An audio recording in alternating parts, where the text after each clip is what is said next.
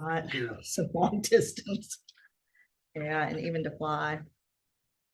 Well, if I go to Dallas, I can burn her in, but she got some other things going on.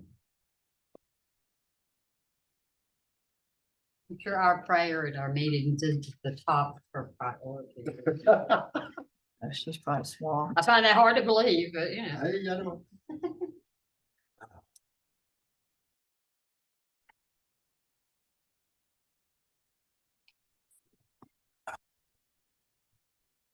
I thought, what better person to ask than the chaplain at a house?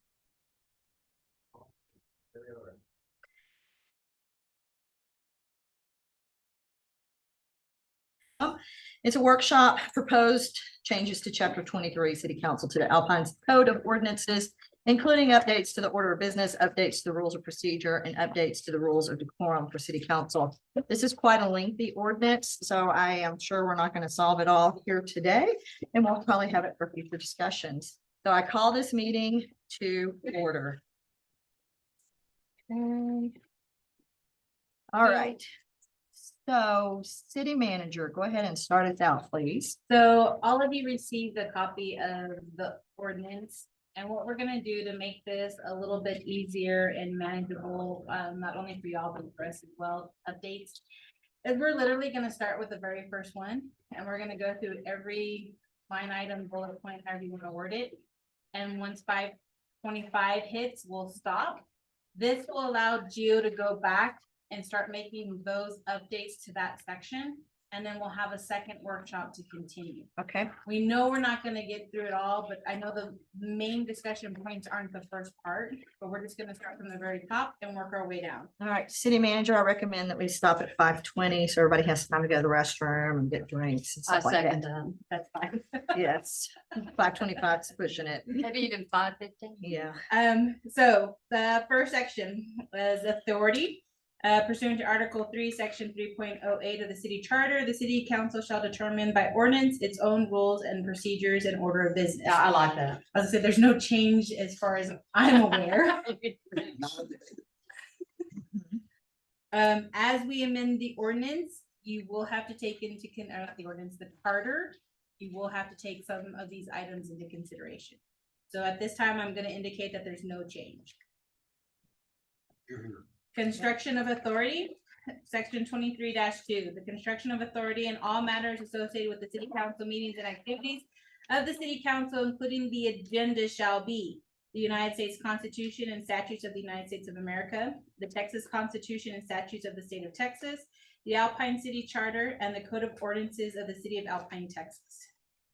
No Okay. change. no change. Section 23-3, meetings shall be public. The city council shall follow both the letter of the spirit of VTCA Government Code, Chapter 551, the Texas Open Meetings Act. Quarterly meetings shall be open to the public. No change. By the way, what does VTC stand for? Do you have an idea? It's Vernon's Vernon's Texas Code. Code. Something. Okay, civil statute. okay. Should we spell that out? Yeah, I see it and I went, Probably everybody like does it. that. yeah, So we're gonna put spell out. Yes, let's spell that out. that'd be helpful. No acronyms. So this next one, there's. Once you spell it out, you don't have to keep doing it. It is You can Vernon. acronym it. Right, you can, yeah, Yeah. spell it out, Yeah. put it in parentheses, Vernon's VTSC, Texas Codes and statutes. VTCA or Got it. Okay. And that would be originally referenced way back at the top. Got it. So the next one, that there should be some discussion because I know that we wanted to add some clarification in regards to the types of meetings. So in discussion, the first one is our regular types of meetings.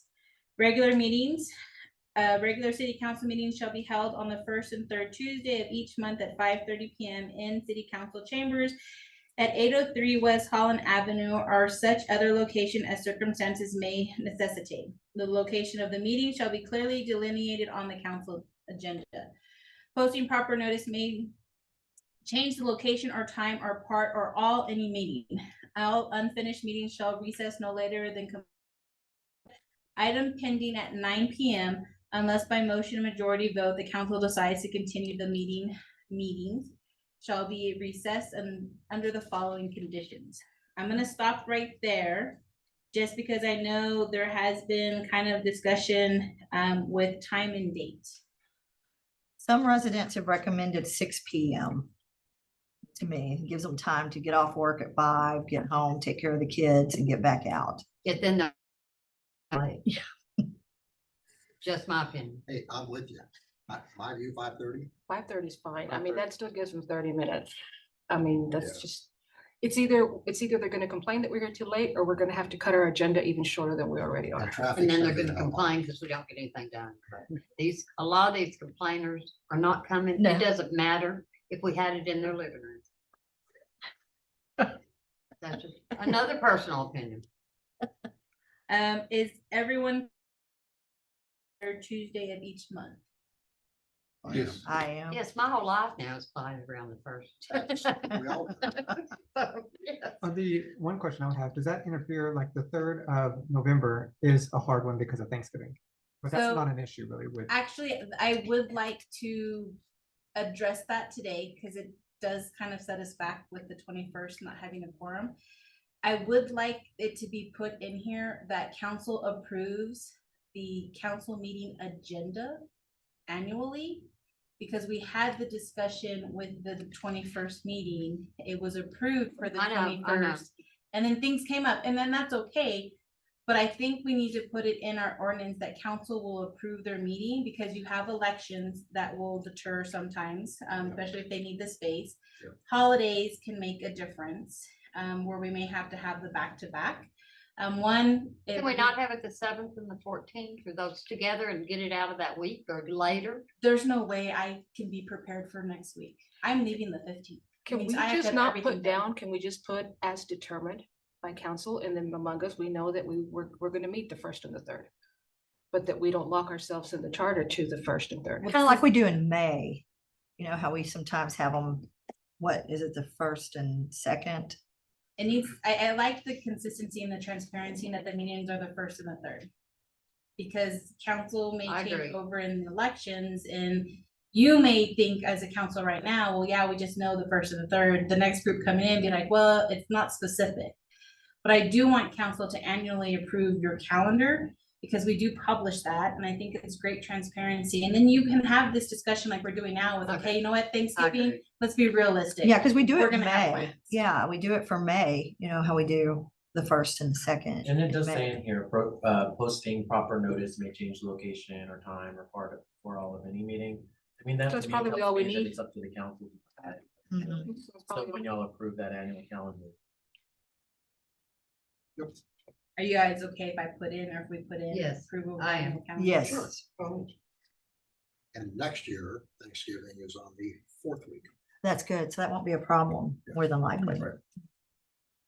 And this way, you know, we talk about planning, we talk about being able to arrange calendars, when you guys have vacation, you have the advance, okay, well, these were the scheduled meetings. And that's also for the public.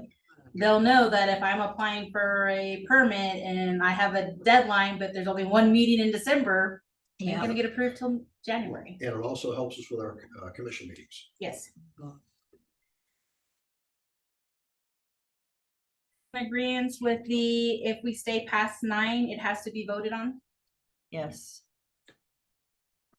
Okay, so following conditions, if any of the 5 council members present cannot attend the next day to reconvene, the meeting must adjourn unless all the council members who cannot attend the next day give permission to recess. If recessed, the meeting shall be reconvened in the same place at the same time on the next day, unless by motion and majority vote, the council decides to set a different time and or place. Everyone's still in agreement? Sure. And this is only if you don't want, you know, to go past 9. Right. Okay, so workshop meetings, I would suggest if we're after 9, could everybody talk real fast and get over? Just another opinion. Double speed. Yes.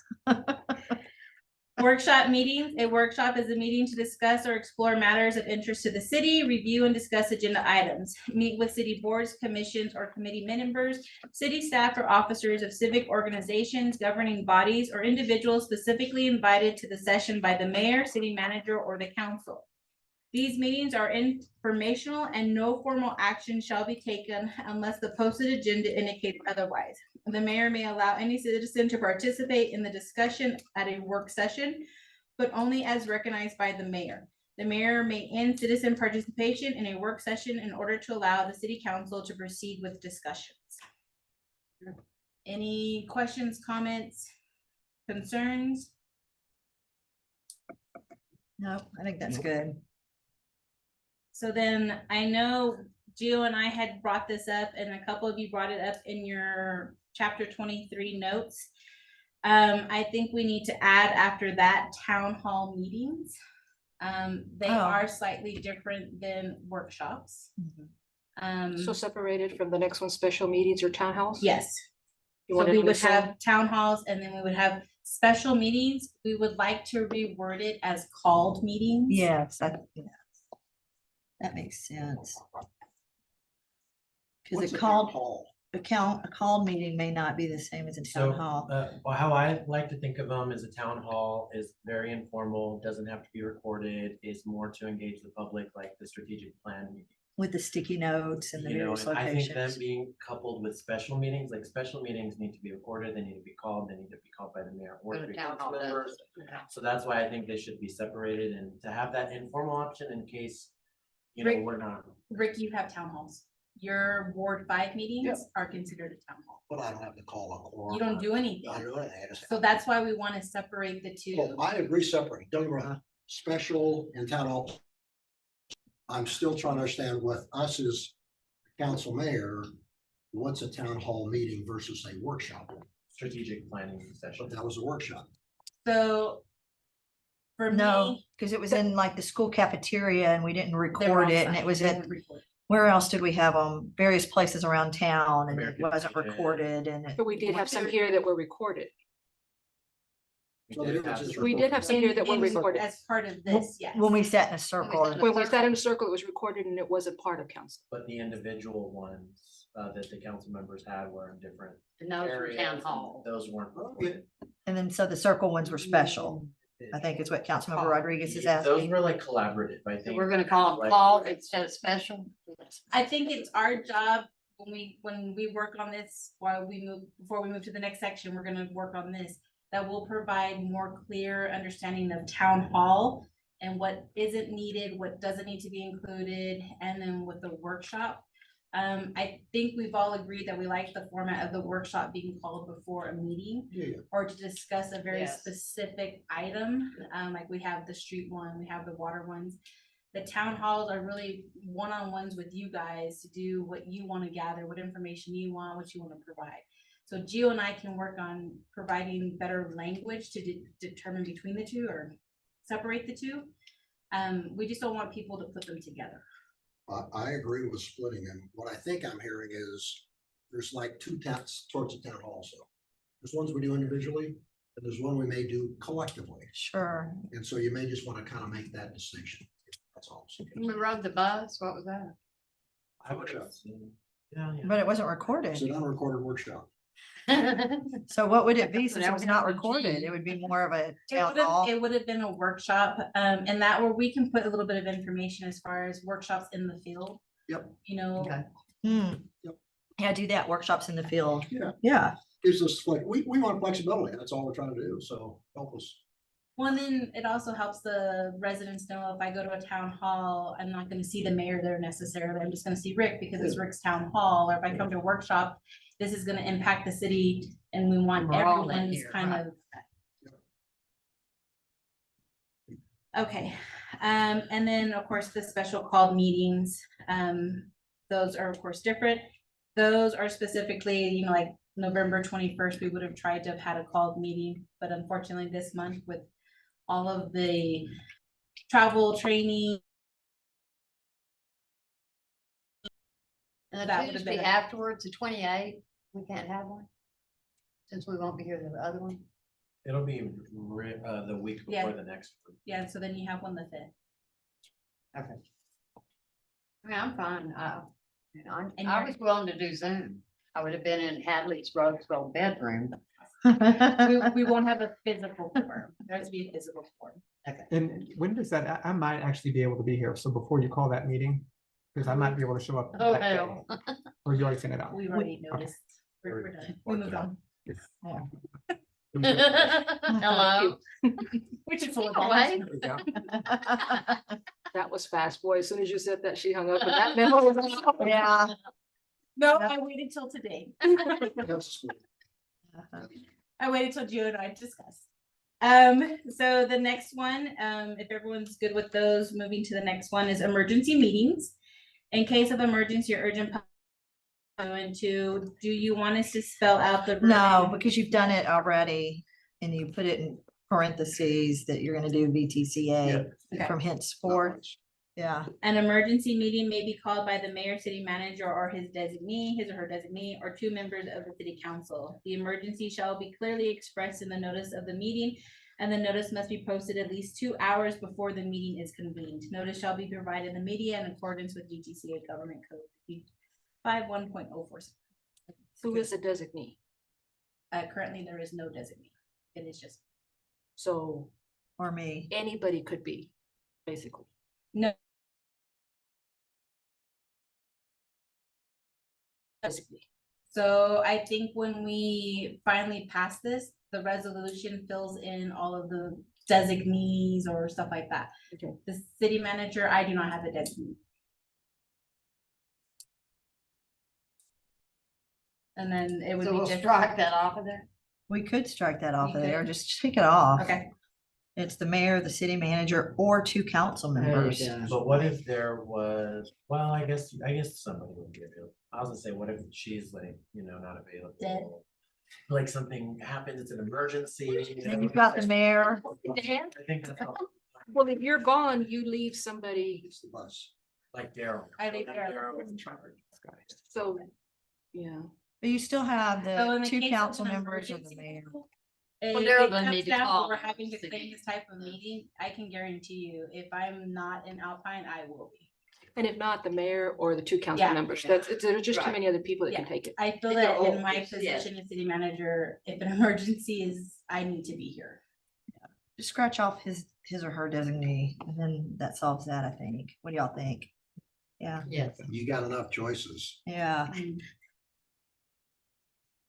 And if it's remember, the mayor serves as our emergency management coordinator as well, so. But I'm not gonna go to town if I know we're gonna have a. winter Wildfire. storm You got or- a plain emergency. Yeah. I heard the weather's gonna be bad, so I'm gonna leave. We're gonna have a fire. Yeah, or fire. Oh, Closed meeting or executive session.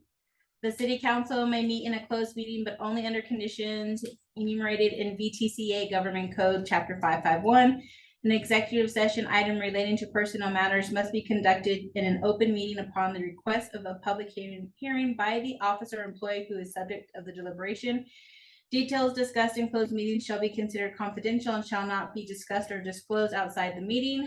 The city council should determine who may or may not attend executive sessions. No action may be taken by the city council in executive session. Any final action resulting from an executive session must be taken during open public session. I would like us to be more clear in what is allowed in executive session, consultation with the city attorney, the personnel. Oh, isn't that already outlined? in 551. But yeah, we can't change it. We can't.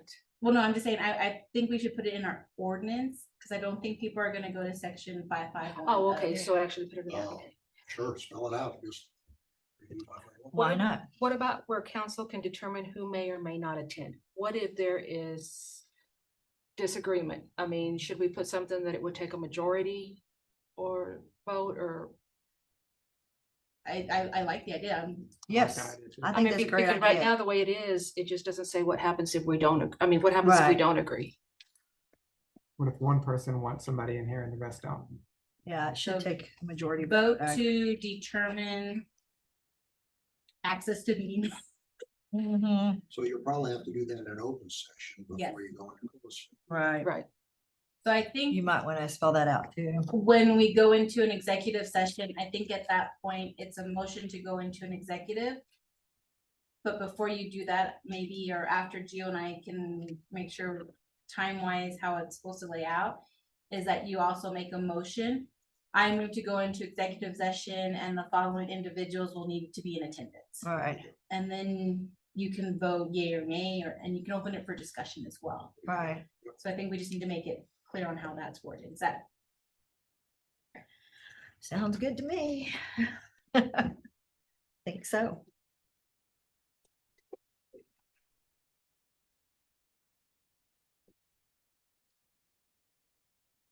Okay, any other thought process? Remember that an open discussion can be held if the employee is being under executive requested to be an open. Yep. Everyone understand that part? Now, even if it's a legal matter, If it's pertaining to the employee. right, but if it's a legal matter with the employee, say like Hector, So, you know, what if we have somebody that's like an administrative leave and there's legal action taking place and it's we're two now issues having, you have there. right, so how would you, One would be a personnel issue that could be discussed in executive unless he requested it in open. The second is the legal, which would be consultation with the city attorney. so in open session, we couldn't bring anything up at the legal? Not the legal side. Aspect. If I was like, you know what, I wanted an open session, y'all are gonna talk about me, I want the whole world to know what's going on. You could talk about me in open session, but if you brought up, say, some legal issue, pending lawsuit or something that you guys were dealing with that pertained to me, you'd go into executive discussion with the attorney. Do we need to put that and let people know that not everything can be discussed in open session, even if the person involved requests that it be in open session? Well, and that's where I would definitely, when we do our executive agenda items, that were very clear, we would put personnel issues dealing, and we could put more specifics with that individual or position. And then the legal side, so then if the discussion came up in open as parliamentarian and, you know, running the meeting, we would just say, you know, point of order, or, okay, that's outside of the scope. Whereas if you're just wanting to know the evaluation of the employee and he wants to tell you how he or she is a great employee and, well, huge raise and a new vehicle and house and. that Cell could be a phone different- and all the perks, and 2 weeks in Hawaii. But that's why I like the idea of adding where we just spell out what can be an executive, so that when we do the agenda, people are automatically gonna know our ordinance reflects our agenda and we'll be very specific. If anyone wants to ask you, hey, why do you have something on there twice for the same thing? One's a legal issue, one's a personnel issue.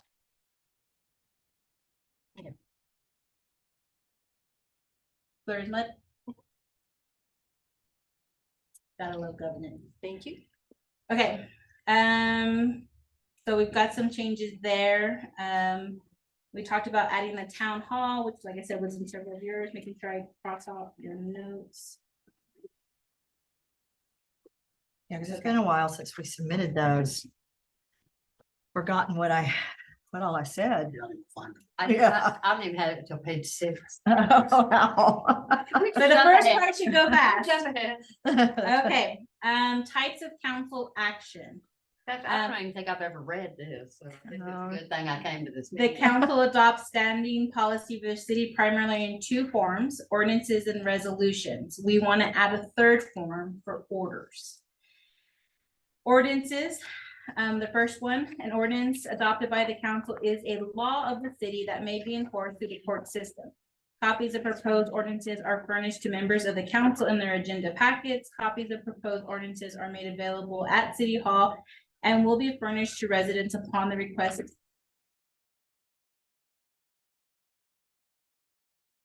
A reading, but an ordinance amended in substance at a final reading and public hearing must be again reconsidered at the next regular meeting. The exception to this rule is ordinances authorizing the issue of bonds or other obligations. General ordinances are those ordinances of a permanent or continuing nature that affect the Should it residents. be E with an E? A city can't have an affect, it can have an effect. Thank you. You're welcome. The council may legislate by ordinance only. Ordinances are maintained by the city secretary.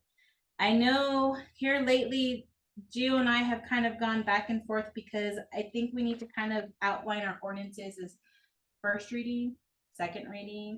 Does everything have to have 2 readings? We go back and forth. There's things that I think we don't need 2 readings on. They're more administrative in nature. Things that have penalties and actual consequences maybe should have the 2 readings. I also had submitted to all of you guys a while back, kind of our ordinance procedures with 1 week to review, getting the attorney opinion. I don't know if we want to include that in the overall action, so people know when they apply for something and you have the first reading, you can't open your business the next day, you have to wait till the second reading. I put it The ordinance procedure. in. Yeah, including what you need to do for publication. That we get ourselves into the hot water room. Right, Okay, I just put it in the ordinance, make it clear, it's a lot easier to follow. And, right. you know, one thing that I'd like to point out is elections, for example, when canvassing an election, it really doesn't make sense to hold 2 readings. So I'd like that, you know, as an exception to, you only need 1 reading. Uh-huh. And I'm not sure if there's any other things that y'all could think of that would be an exception. So for me, budget amendments. Yeah. I don't Okay. think we need 2 readings. Not much you can do, but numbers are only gonna go one way or the other. And when we have the first and our final, however you wanna word it, we can make changes within the ordinance at that time, and you just approve it, and then we update accordingly and move on. But waiting till a whole nother second reading, I mean, it throws us off. So I'd like to not have to go through that for some things. For me, like right now, budget items, for him, it was the elections. I don't know if we want to discuss short-term rentals. Do we need a? I never second wanted reading? to say. I know. And Gio, I'm gonna ask that you provide us with a summary of what you learned at your short-term rental meeting Okay. that you attended on Friday. It wasn't much, just because it's kind of what we already knew. What I learned is that we're good in the way that we're going. But I Okay. can kind of just summarize that. Yeah, okay, I didn't really learn much. okay. Do any of you guys have some thoughts on others that you're kind of like, why are we doing this again? The state does indicate some we have to, like, we have to have so many public hearings for tax rate and for the official first budget approval. But after that, we don't. So maybe as we're going through this year or the next 6 months, we can add it and come back and update this. Yeah, I think so. Because right now it's kind of silly to have 2 readings on short-term rentals just because it hasn't been ruled on by the legislature. We only have legal precedents on, we have to pass it unless we want to set ourselves up for lawsuits. But in the future, it may be that we do need 2 readings because maybe we will have more leeway. So then we'll definitely put in the 3 exceptions right now. We can also put in there, and Gio, correct me if I'm wrong, that exceptions can be approved by resolution. Or what? For first. and Second readings. readings. So what are we, Well, it depends, because, you know, the city passed a resolution in 2017, it was sponsored by Councilor Stevens, I believe, where it states essentially that you'll have 2 readings on an ordinance, so that's, you know, a policy for him. I think that would also be a good thing to set by ordinance, because those are more permanent in nature. Everybody, you know, resolutions can Policies. get lost in all the translation, unless you Okay. keep track of them. There's lots of resolutions we don't follow.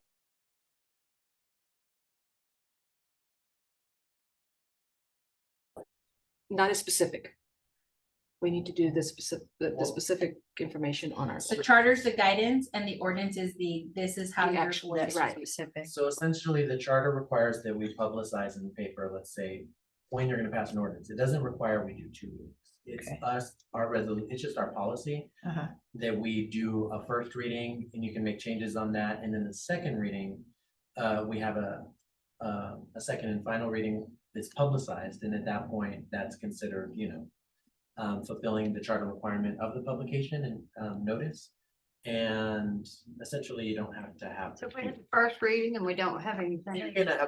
I'll have Then an it- ordinance passed on the first and final. reading. It just has to be publicized, right? Never did, So it's all comes down to what we put in the paper. I don't know. So if we put it in our ordinance, moving forward, we're not gonna have a second Budget. reading on A, B, and C.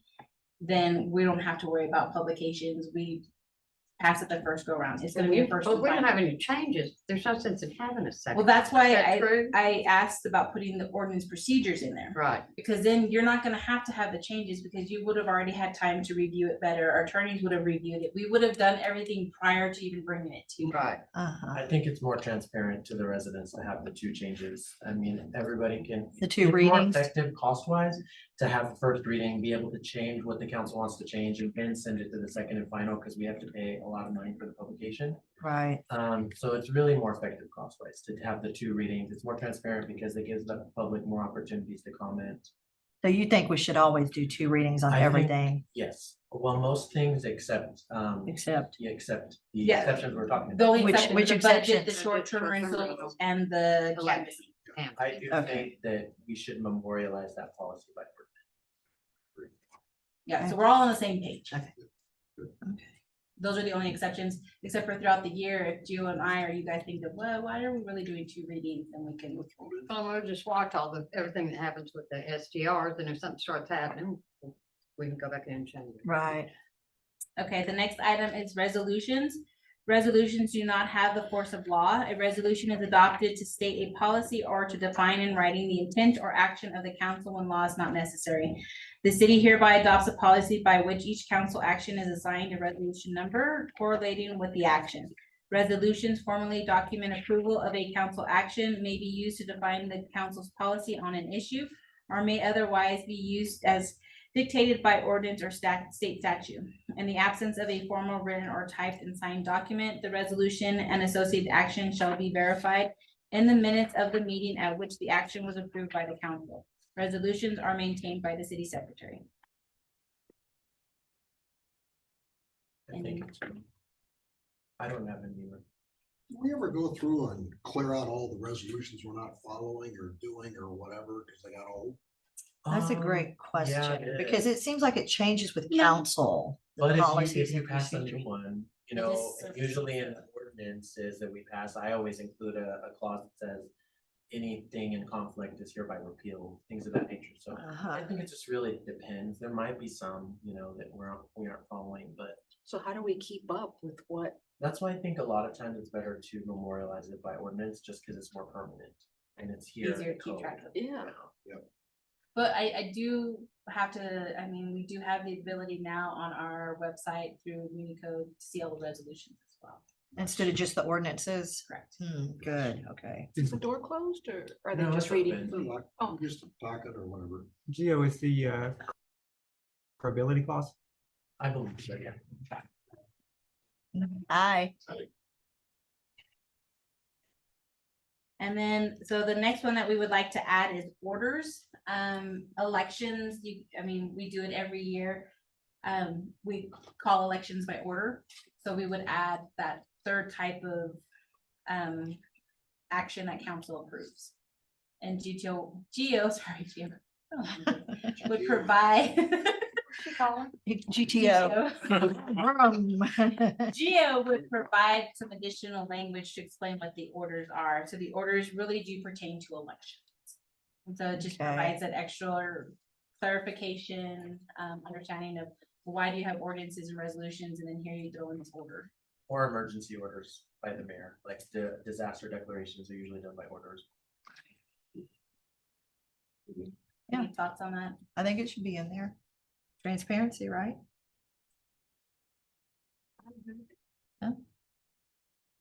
Okay, the next one is 23-6, record of meetings. The city secretary shall keep written minutes and video recordings of all city council meetings. Minutes and video recordings of meetings shall be public documents available for inspection by citizens.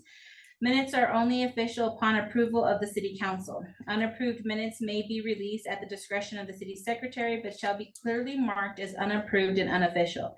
The official minutes of the city council should not include discussion or everything that was said at the meeting, but a minimum shall include: 1, action taken by council; 2, the text of all main motions as amended; 3, the text of all points of order and appeals, along with the reason given by the mayor or mayor pro tem for the ruling; 4, the results of the vote as to whether the motion was adopted, lost, or failed; 5, a record of the council member who made the motion, the council member who seconded the motion, any council member who moves to amend a main motion, and how each council member voted on the item. 6, a council member may request through the presiding officer the privilege of having an abstract of his or her statement on any subject under consideration by the council entered in the minutes. If the council consents thereto by a majority vote, such statement shall be entered in the minutes. 7, the council may, by a majority vote, request to add or amend minutes as the council deems appropriate. Record of the city council agenda packets will be assembled and maintained by the city secretary and delivered to the city council on the Friday prior to the city council meeting and a consummate period of special meetings. A redacted version of the packets redacting all personal or legal materials shall be available on the city website at least 24 hours prior to the scheduled meeting.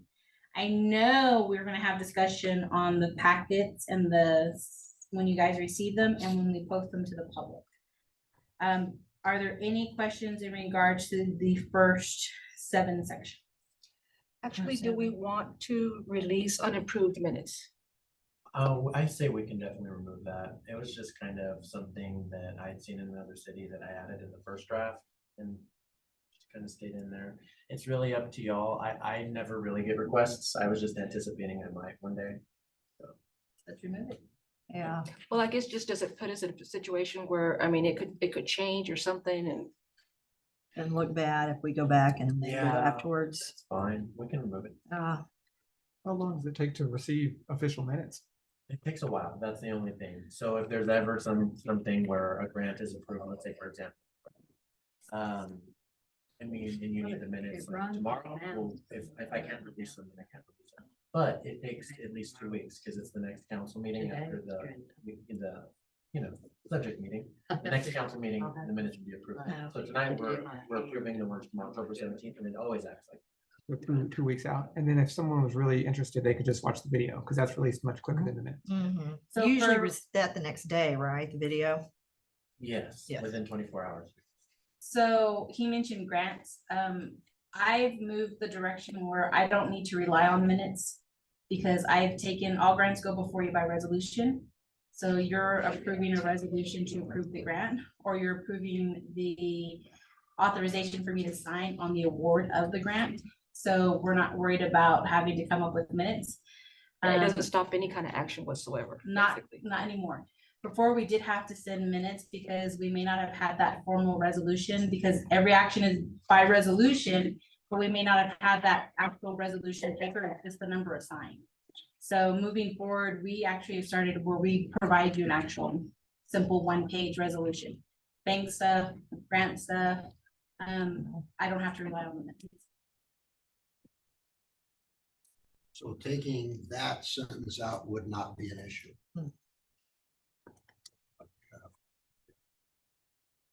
I have one other question then on this, just for the council's opinion of it. I really don't have an opinion, but on A5, record on the motion and everything else, on if we would want to record or make all votes roll call.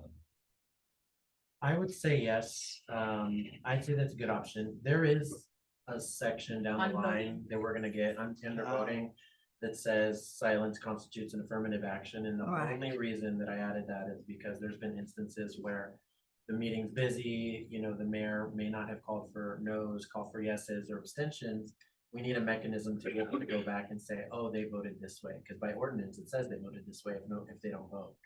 So, we could either keep that or add a roll call, something like that. It would make me feel more comfortable because sometimes everybody's super busy and we neglect or we don't realize that there wasn't an actual vote or an abstention. So you recommend a roll call? I do as well. Or explicitly For stating that everything. in the case of somebody not voting, it's gonna be counted as a positive vote or negative vote. Some kind of structure that I'll know what to do in the event that something like that were to happen, because we have had that happen in the past. I recommend a roll call. The new software that we're implementing actually allows us. Actually allows us to just check boxes. And so when we combine all of what's going on into the actual minutes, it will just plug in who voted and how they voted. knowing how each person votes is important because we have had controversial items where it's been like, well, how did they vote? Can you hear them? Can you? Or like, understand? like they'll call the yeses and it's a majority and then the presiding officer moves on. And there's never any clear delineation of how the other members voted, whether or not they abstained, you know. But we'll get into that in the voting section. Okay. But it that's is a good- something to consider and, you know, we would probably wanna, I guess, update that there as well. So then, making a note for the roll call, the record of the city council agenda packets will be assembled and maintained by the city secretary and delivered to the city council on the Friday prior to the city council meeting. So I know in several discussions with many of you, the 500-page packets on Friday, and you have the weekend to enjoy to read, can be overwhelming. It's a lot of information. So I really think that as we look at deadlines and how we're moving forward, utilizing our new software to the best ability and capabilities it can provide. I think you all have pretty much in your own minds kind of told us you want to change that you would prefer to have the packets sooner. Sure. Yes, absolutely. It does, because there are times that it takes up a lot of our time. And Yes. that's done on the weekend, because some of us work on Mondays, so we can't do it. So it's either our Friday nights or during the weekend that we're having to look at it. Sunday evenings, I do my best planning on Sunday. That's God's help. So I think this ties in line with the deadlines. If we choose to continue with the Wednesday 5 p.m. deadline, even with the new software, we don't know how much time it's gonna save or what the actual quality of the product is gonna end result look like.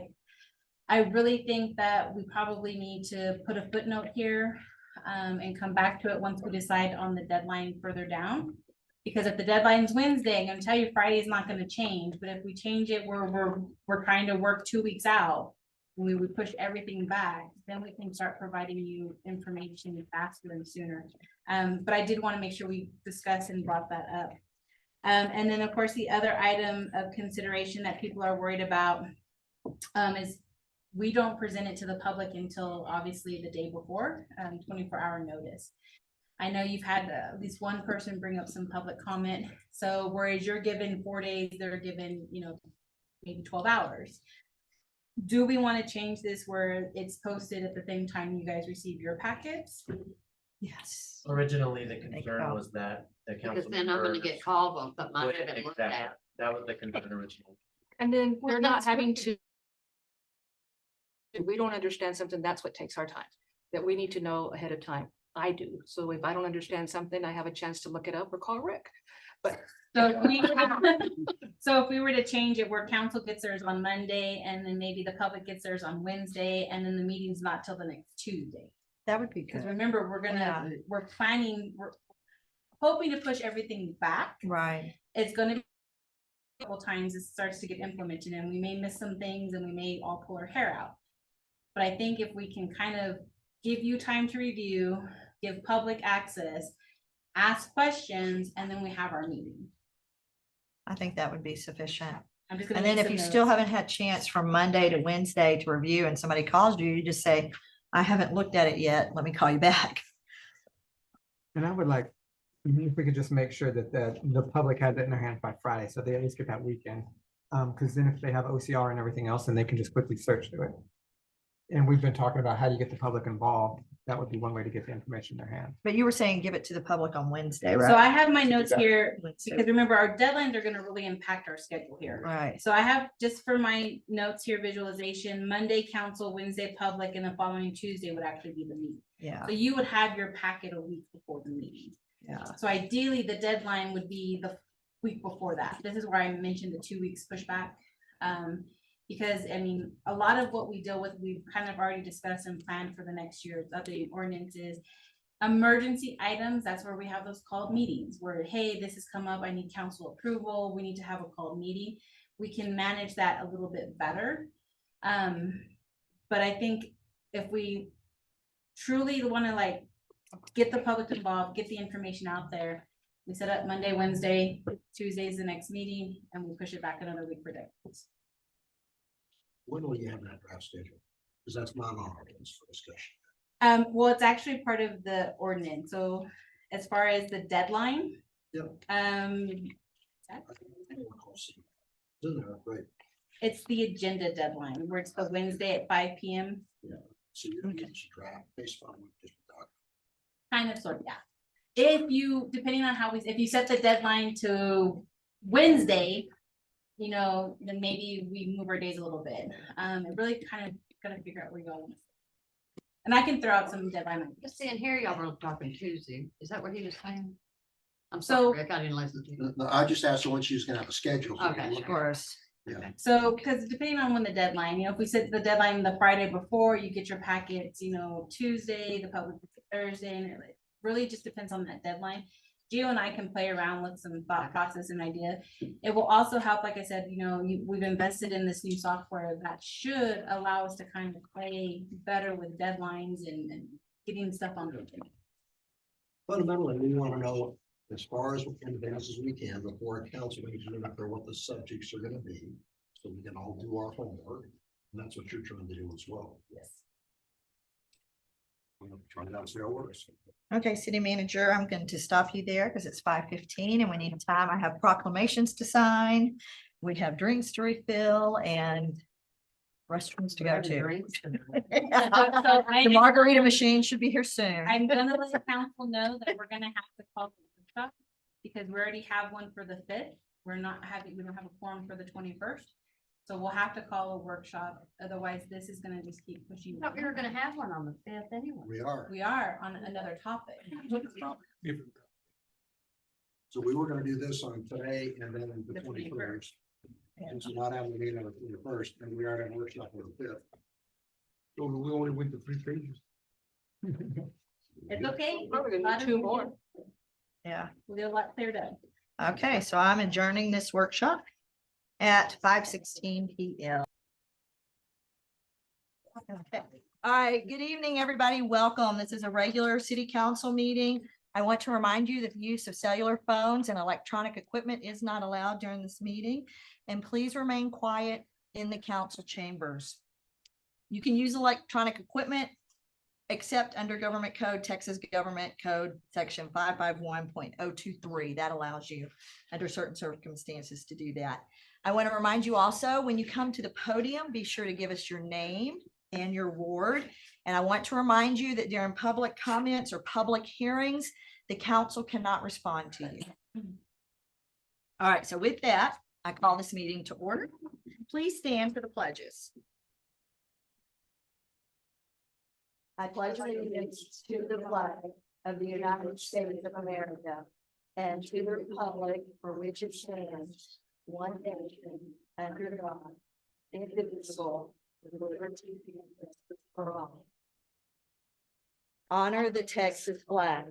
I pledge allegiance to thee, Texas, one state, under God, one and indivisible. Please be seated. Okay, City Secretary, we have a quorum with all council members present. Did we have proof of notice? Yes, thank you, Mayor. The notice for this meeting was posted by 2 p.m. on Friday, November 3rd.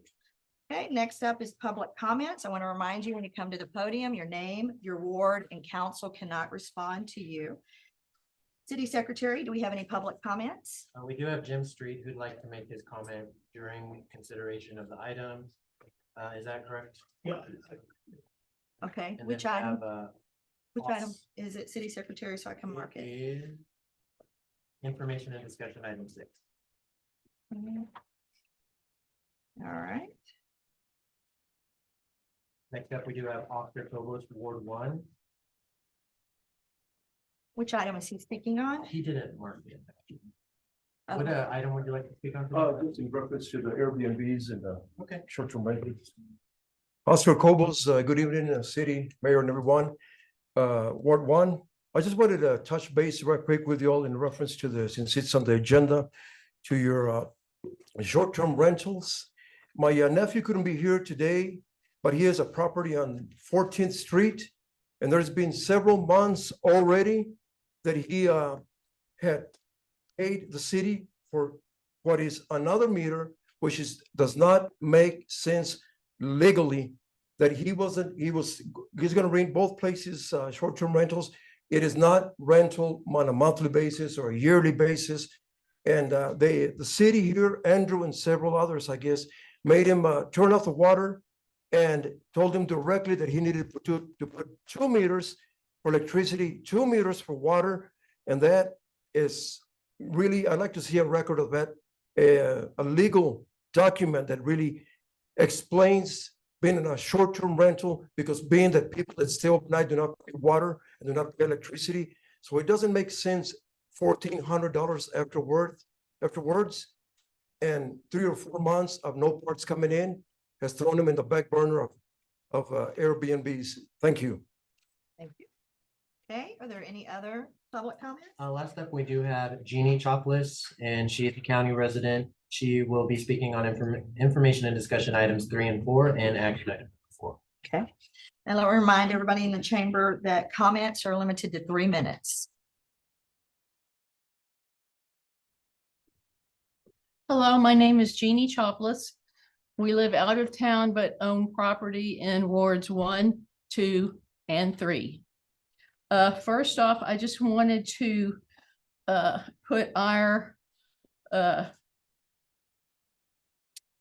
agreement in on items 3 and 4 of reinstating the Airport Advisory Board and the Transportation Advisory Board.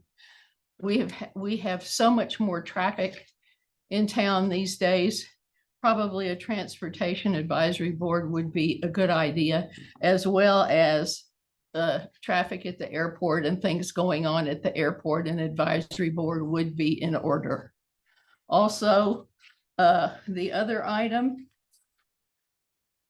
with your ramp grant, I would respectfully request that in that ramp grant, we finally be put on the list to get taxiways paved for a hangar that we built 4 years ago.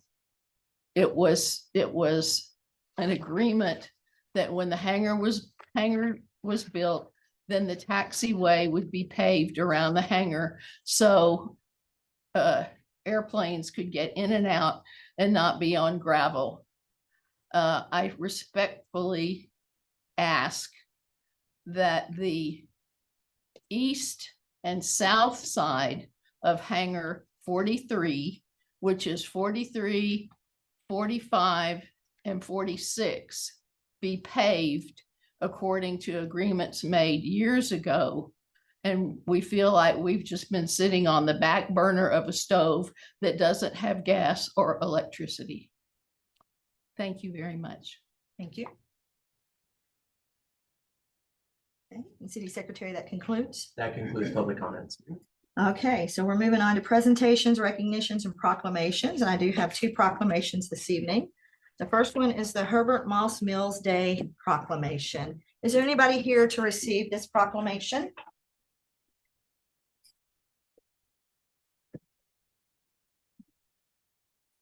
Yes, I am. Okay. Thank you. Thank you. Okay, whereas Lieutenant Colonel Herbert Moss Mills was born in Alpine, Texas on April 20th, 1918. And whereas he graduated from Texas A&M University in 1939 and served his country valiantly during World War I, World War II, as the leader of an integral important tank battalion. And whereas he was killed in heroic action on November 17th, 1944, during the Battle of the Bulges Siegfried Line campaign in Germany, where he helped the Allies make critical advances. And whereas he was posthumously awarded the U.S. Army's second highest award for valor, the Distinguished Service Cross, and he was only 26 years old at the time. And whereas he was survived by his wife Joyce and his only son Bart, who both remain connected to the Mills family in Alpine even to this day. And whereas he is buried far from home at the Henry Chappelle American Cemetery and Memorial in Belgium, but we wish to honor the roots of this valiant beginnings, his home in Alpine, in Texas. Now therefore, I, Catherine Eves, Mayor of the City of Alpine, Texas, on behalf of the community, do hereby announce and proclaim to all citizens and set seal hereto that November 17, 2020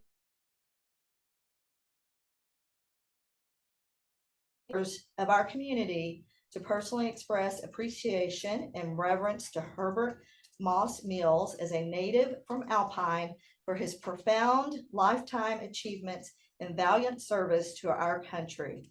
In witness therefore, wherefore I hereunto set my hand the 7th day of November in the year 2023.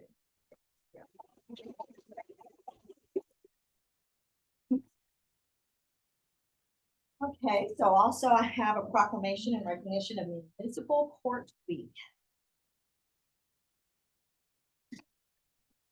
Whereas municipal courts play a significant role in preserving public safety and promoting quality of life in Texas. And whereas more people come in contact with municipal courts than all other Texas courts combined, and public impression of the Texas judicial system is largely dependent upon the public's experience in municipal court.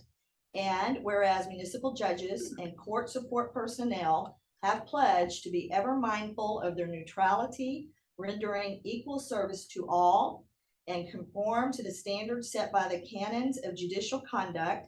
And whereas the municipal courts play a significant role in preserving the quality of life in Texas communities through the adjudication of traffic offenses, ensuring a high level of traffic safety for our citizens. And whereas the municipal courts serve as the local justice center for the enforcement of local ordinances and fine-only state offenses that protect the peace and dignity of our community. And whereas the municipal court judge and clerks continually strive to improve the administration of justice through participation in judicial education programs, seminars, workshops, meetings, and local professional organizations. And whereas it is most appropriate that we recognize the accomplishments of the Texas municipal courts and salute their critical role in preserving public safety, protecting the quality of life in Texas communities, and deterring future criminal behavior. Now therefore be it proclaimed that the week of November 6th to 10th, 2023 be designated Municipal Courts Week in Alpine, Texas, and further extend appreciation to our municipal court judge and court support personnel for their vital services they perform and their exemplary dedication to our community. I call upon all residents of Alpine to join the city council in recognizing the vital service they perform and their exemplary dedication to the communities they represent. In witness whereof I have hereunto set my hand the 7th day of November in the year 2023. Thank you.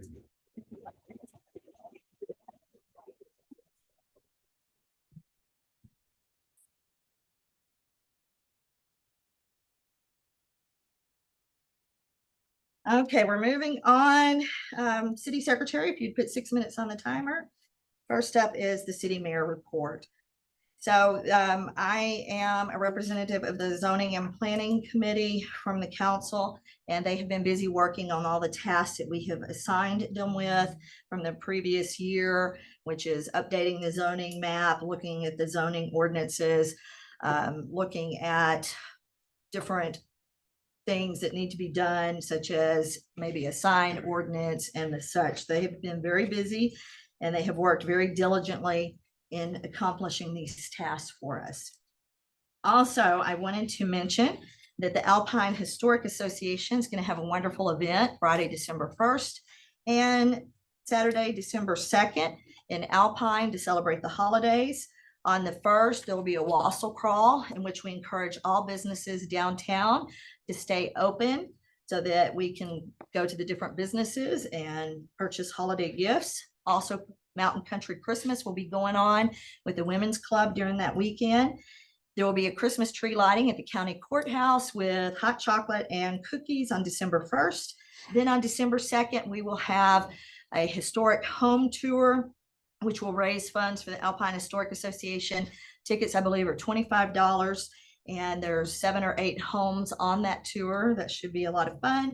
After the tour, then the Christmas stroll will begin, which we have had for the last 2 years, up Sewell Ross to Sewell Ross State University for their Christmas tree lighting and more hot cookies. So lots of hot chocolate and cookies that weekend. Carol? Yes, well, no, it goes to Sewell Ross to the Christmas trees, yeah. So it doesn't end at the Vaquero, it goes to Sewell Ross. All right, also Alpine Community Projects is still diligently working on the Greenhouse Nursing Home. They're meeting again this week on Wednesday at 4 o'clock at Amigos, if anybody is interested in hearing the latest update. The Alpine Business Association is also working very diligently. They've broken into committees to do research, visit other towns and cities to see how they have brought economic development to their communities. Also, the city secretary, city manager, and myself have mentioned the need to work on the charter, which has been brought to council. So council, if you haven't provided your feedback on what you think about the charter and if anything needs to be changed, please do so that we can start to address those issues. The city secretary also went to a short-term rental training. And if you could just give us a quick update, how's the council doing in regards to the legalities of short-term rentals? Sure, happy to. So I did attend a webinar about short-term rentals by the Bojorquez Law Firm sister company, City Hall Essentials. For those of you that don't know, Bojorquez Law Firm is our city attorney law firm. Essentially, what I learned in this webinar was that the city is with what our regulations, with all of our requirements in the ordinance. It's typical. Nothing that we have is abnormal. And, you know, some cities are definitely going the extra mile when it comes to regulation, which is, you know, debatable. I mean, they're you know, I guess addressing things through litigation and whatnot. But I mean, as far as what I learned, I think we're definitely on our par for the course and doing well. Okay, great. Thank you. Thank you for your report. And that ends my report. All right, we don't have a city attorney report, no city manager report, no city staff updates. So we're going to begin public hearings. The time is 5:45 p.m. Please note that, City Secretary. The first one is a public hearing to obtain citizen views and comments regarding the first reading of ordinance 2023-11-01, an ordinance approving rezone application 2023-10-01, amending the official zoning map of the city by rezoning the property located at 401 West Sewell Ross and legally described as the east 18.89 feet of lots 8, 9, 10, all of lots 1, 2, and 3, and that portion of the platted alley lying between said lots, all out of block 28, original town site of Alpine, envelope 184, plat records of Brewster County, Texas, from R2 to Family District to C2 Business District. Let me remind you, public comments are limited to 3 minutes and council cannot ask, or you cannot ask council any questions. We cannot answer you. And when you come to the podium, please state your name and your ward. Is there anyone here to speak on this public hearing? Okay, please come on up.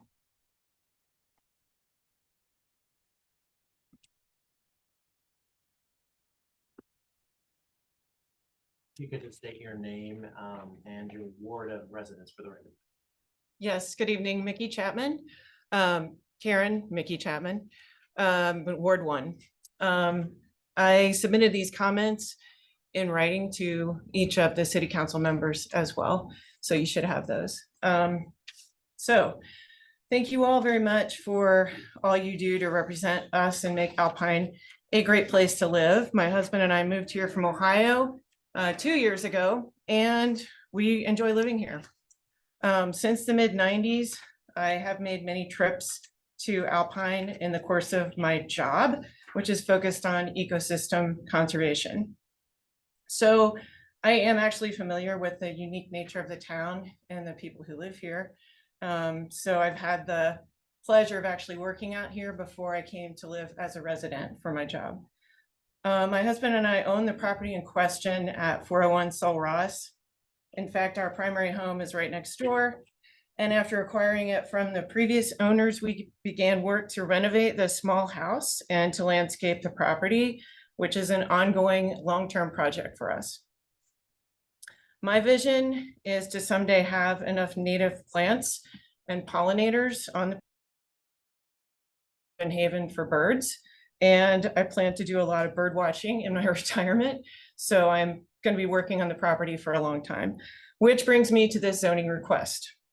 I've gotten to know Tara as her client and now as a friend. And when she needed a place to rent to start her own hair salon, she had trouble finding a place. And we talked about it and thought that the little house at 401 Sul Ross would be a good place for that. I do not want and would never allow other commercial activity on the property. I think there will be minimal traffic coming and going, and the business would be active only during the day, which seems to me to be a perfect situation as a neighbor. The Legion Hall right across the street brings in a lot more traffic, noise, and activity than Tara's Hair Salon would. Other businesses locating here, but these concerns seem to me not necessarily realistic given the location, our own plans for the property, and the fact that we've already made a significant investment ourselves in landscaping and renovating the house. So in short, I'm here to support Tara and her dreams to locate her hair salon at 401 Sul Ross. I know that there's very little rental property available for businesses like these in town. And if I can support a business like Tara's, then I really would like to. Ask that you allow her to start her business with the appropriate zoning designation at 401 Sul Ross. Thank you. Thank you. Okay, is there anyone else here to speak on this? Come on up, state your name and ward.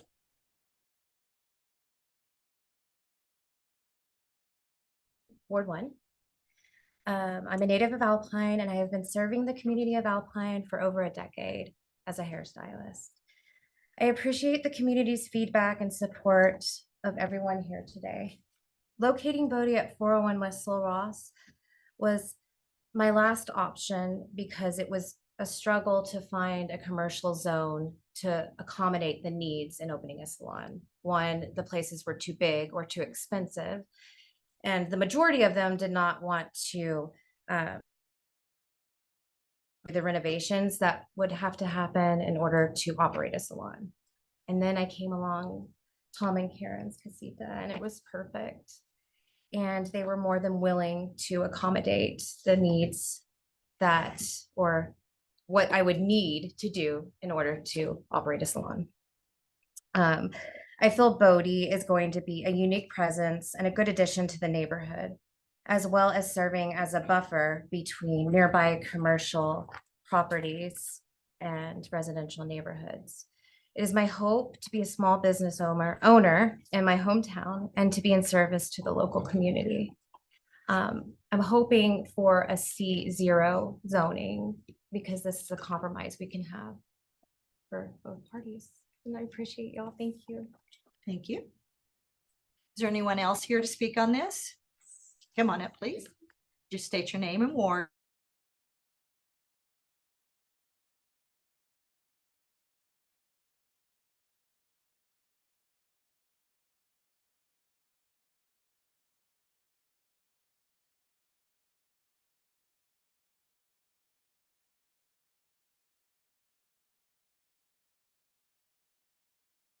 I assume I'd be here on behalf of Ward 1. Okay, so I am here today to voice my strong support for the establishment of Bodie at 401 West Sul Ross Avenue and for its owner, Tara Vaughn. Two parties have objected to this, and the objections were related to concerns regarding the commercial zoning of this area for fear of future commercial businesses opening up in its place. One of those specifically raised was that a Dollar General could result from this. Because of this, the application to zone this area as a C2 was denied by the Planning and Zoning Committee Board. Because of this, so in an effort to address and appease these concerns, Tara Vaughn plans to pursue a C0 designation for this site. And this is a designation that is actually specifically reserved for beauty salons. This designation, while still technically commercial, is much more restrictive and only allows for office and professional services that produce low daily volumes of services. Zoning the site in this manner seems to be a perfect compromise that meets all parties in the middle. and more than adequately addresses the objections that have been raised. Ms. Von Salon will only have one booth and was always intended to serve a low volume of customers. And given the restrictions placed on businesses by the C0 designation, any fear of a Dollar General appearing down the road seems to also be in Bodie's Place down the road, right, is also satisfied. There is also precedent for rezoning a residential property to a C0 designation. On 5/1/2018, the City Council unanimously approved the rezoning of 207 North Harrison from an R1 to a C0, a residence similar to 401 West Sul Ross Avenue.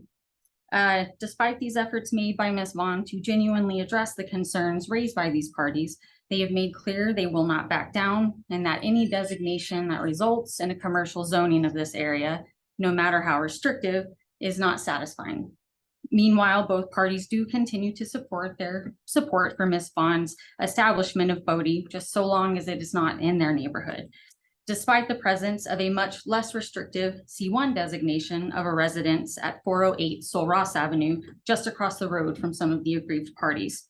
In fact, to date, there has been no effort to establish a Dollar General or any other objectionable corporate enterprise at the location of the C1 designation, which does serve as evidence to refute fears of this happening down the road. Excuse me. The only way around the designation, right, commercially of this site would be to apply for a conditional use permit, which is not an option for Bodie as it excludes salons. Thank you. Thank you. Thank you. Okay, is there anybody else here to speak on this matter? Just state your name and ward, please. I'll see if I can turn this in with this. Yeah. Hi, I'm Jennifer Hatch. Thank you for hearing. I'm Ward 5, but I own a home in Ward 1 also, just down the street from the property in question.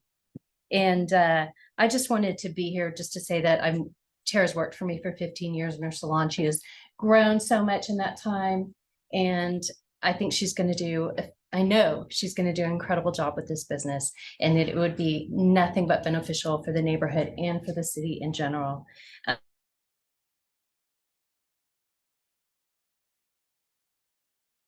Neighborhoods in Alpine. There was a massage business right across the street. It was delightful. Everyone got along in the neighborhood, and we didn't have any problems with traffic or any issues with having a little business right there. And being right next to the police station, you know, it's an interesting little pocket neighborhood with commercial entities right there. And it didn't seem to have be a problem for any of us in the neighborhood.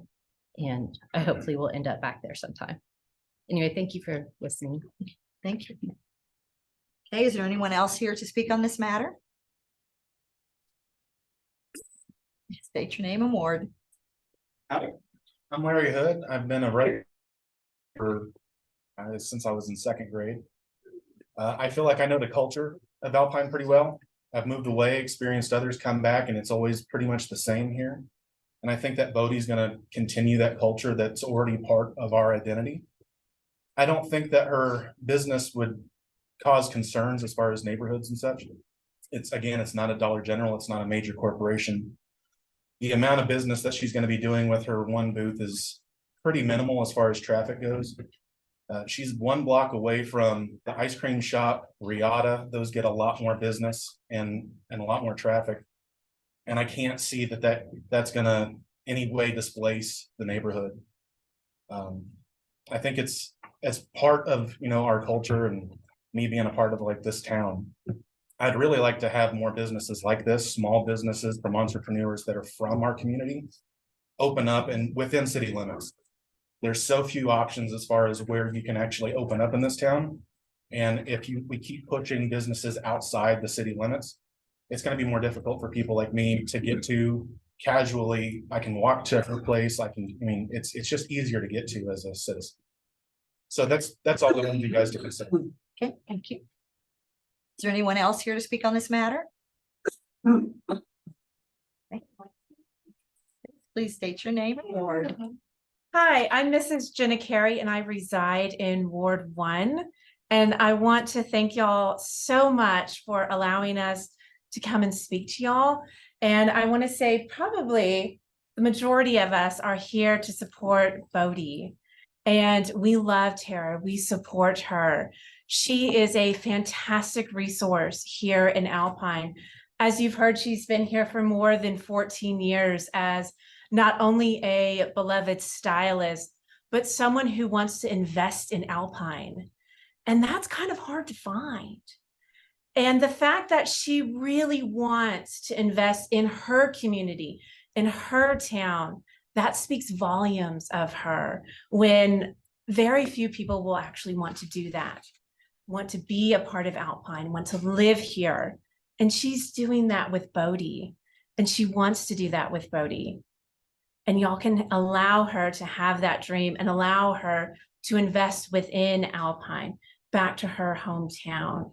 So it's incredibly important that we allow Bodie to, one, continue to live on at its current location. And I do think that with the compromise that you've heard from the C2 down to a C0 is really a fantastic compromise. As you know, she is a already well-established stylist in town, so there will not be any further competition for another hairdresser, another salon in Alpine. She's already established here, but she's creating her own salon. And I shall not reiterate and bore you with the support that's already come available and the arguments of others before me, with in addition to concerns of our Dollar General possibly going into that space. You've heard from the owners of that property. That is not at all their intention for that space. And Bodie is not going to interact or disrupt the future ideals for that plot of land for the bird habitats.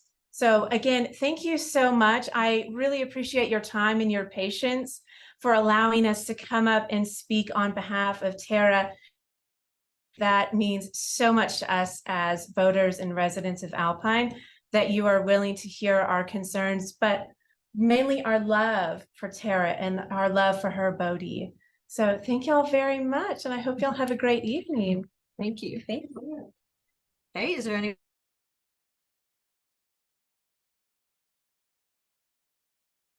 Seeing none, we're going to move on to the second public hearing. Public hearing number 2, please excuse any mispronunciations of names. Public hearing to obtain citizen views and comments regarding special use permit 2023-10-01, a special use permit 2023-10-03, a special use permit for the purpose of allowing the applicant Old Crystal Bar, Isabel Varlin Monshigan and Van Huff PC to obtain a mixed beverage license permit from the Texas Alcoholic Beverage Commission to operate a bar. The property in question is located at 410 East Holland Avenue. The record property owner is 410 East Holland Holdings, LLC. Is there anyone here to speak on this matter?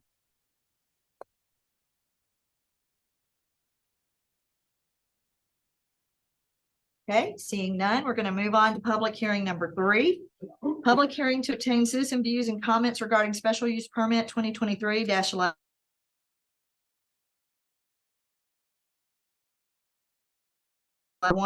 North 2nd Street. The property owner of record is Jason and Robin Stone. The parcel ID of the subject property is 12034. Is there anyone here to speak on this matter? Okay, seeing none, we're moving on to public hearing number 4. Public hearing to obtain citizen views and comments regarding special use permit 2023-11-02, a short-term rental special use permit, allowing a short-term rental to be established at 405 East Avenue E. The property owner of record is Shelley and Carrie Shackelford. The parcel ID of the subject property is 11914. Is there anyone here to speak on this matter?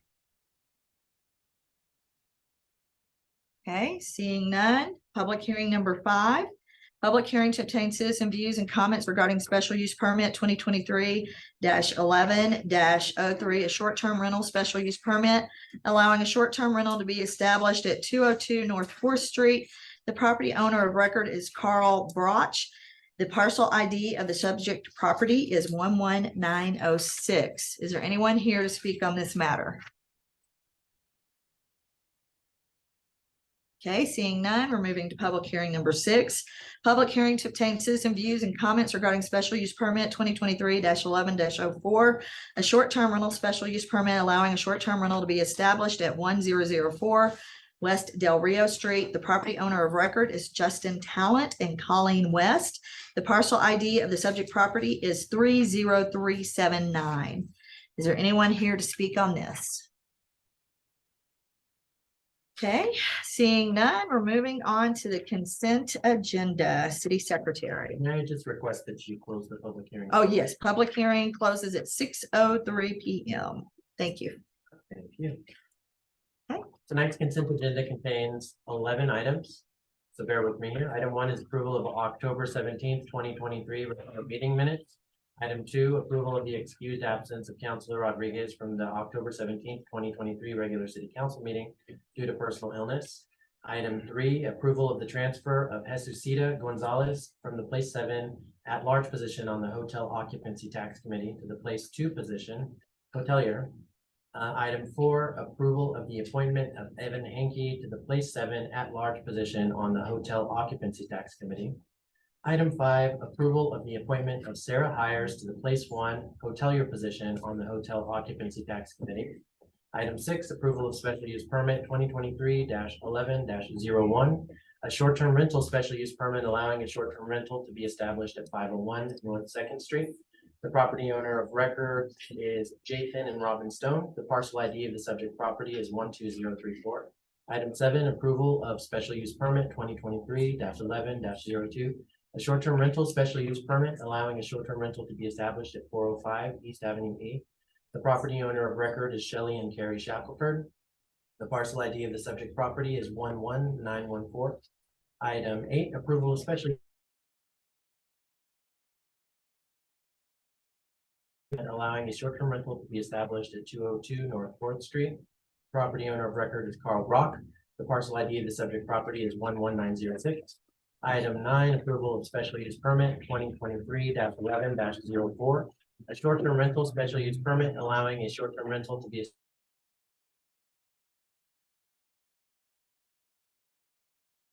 Talent and Colleen West. The parcel ID of the subject property is 30379. Item 10, approve the finance manager job description. Item 11, approve the administrative assistant 1 police department job description. Okay, thank you, City Secretary. I need a motion. I make a motion to approve the consent agenda as read. I need a second. I'd like to pull 8 and 9 out, please. Okay. Okay, so we're removing 8 and 9. We will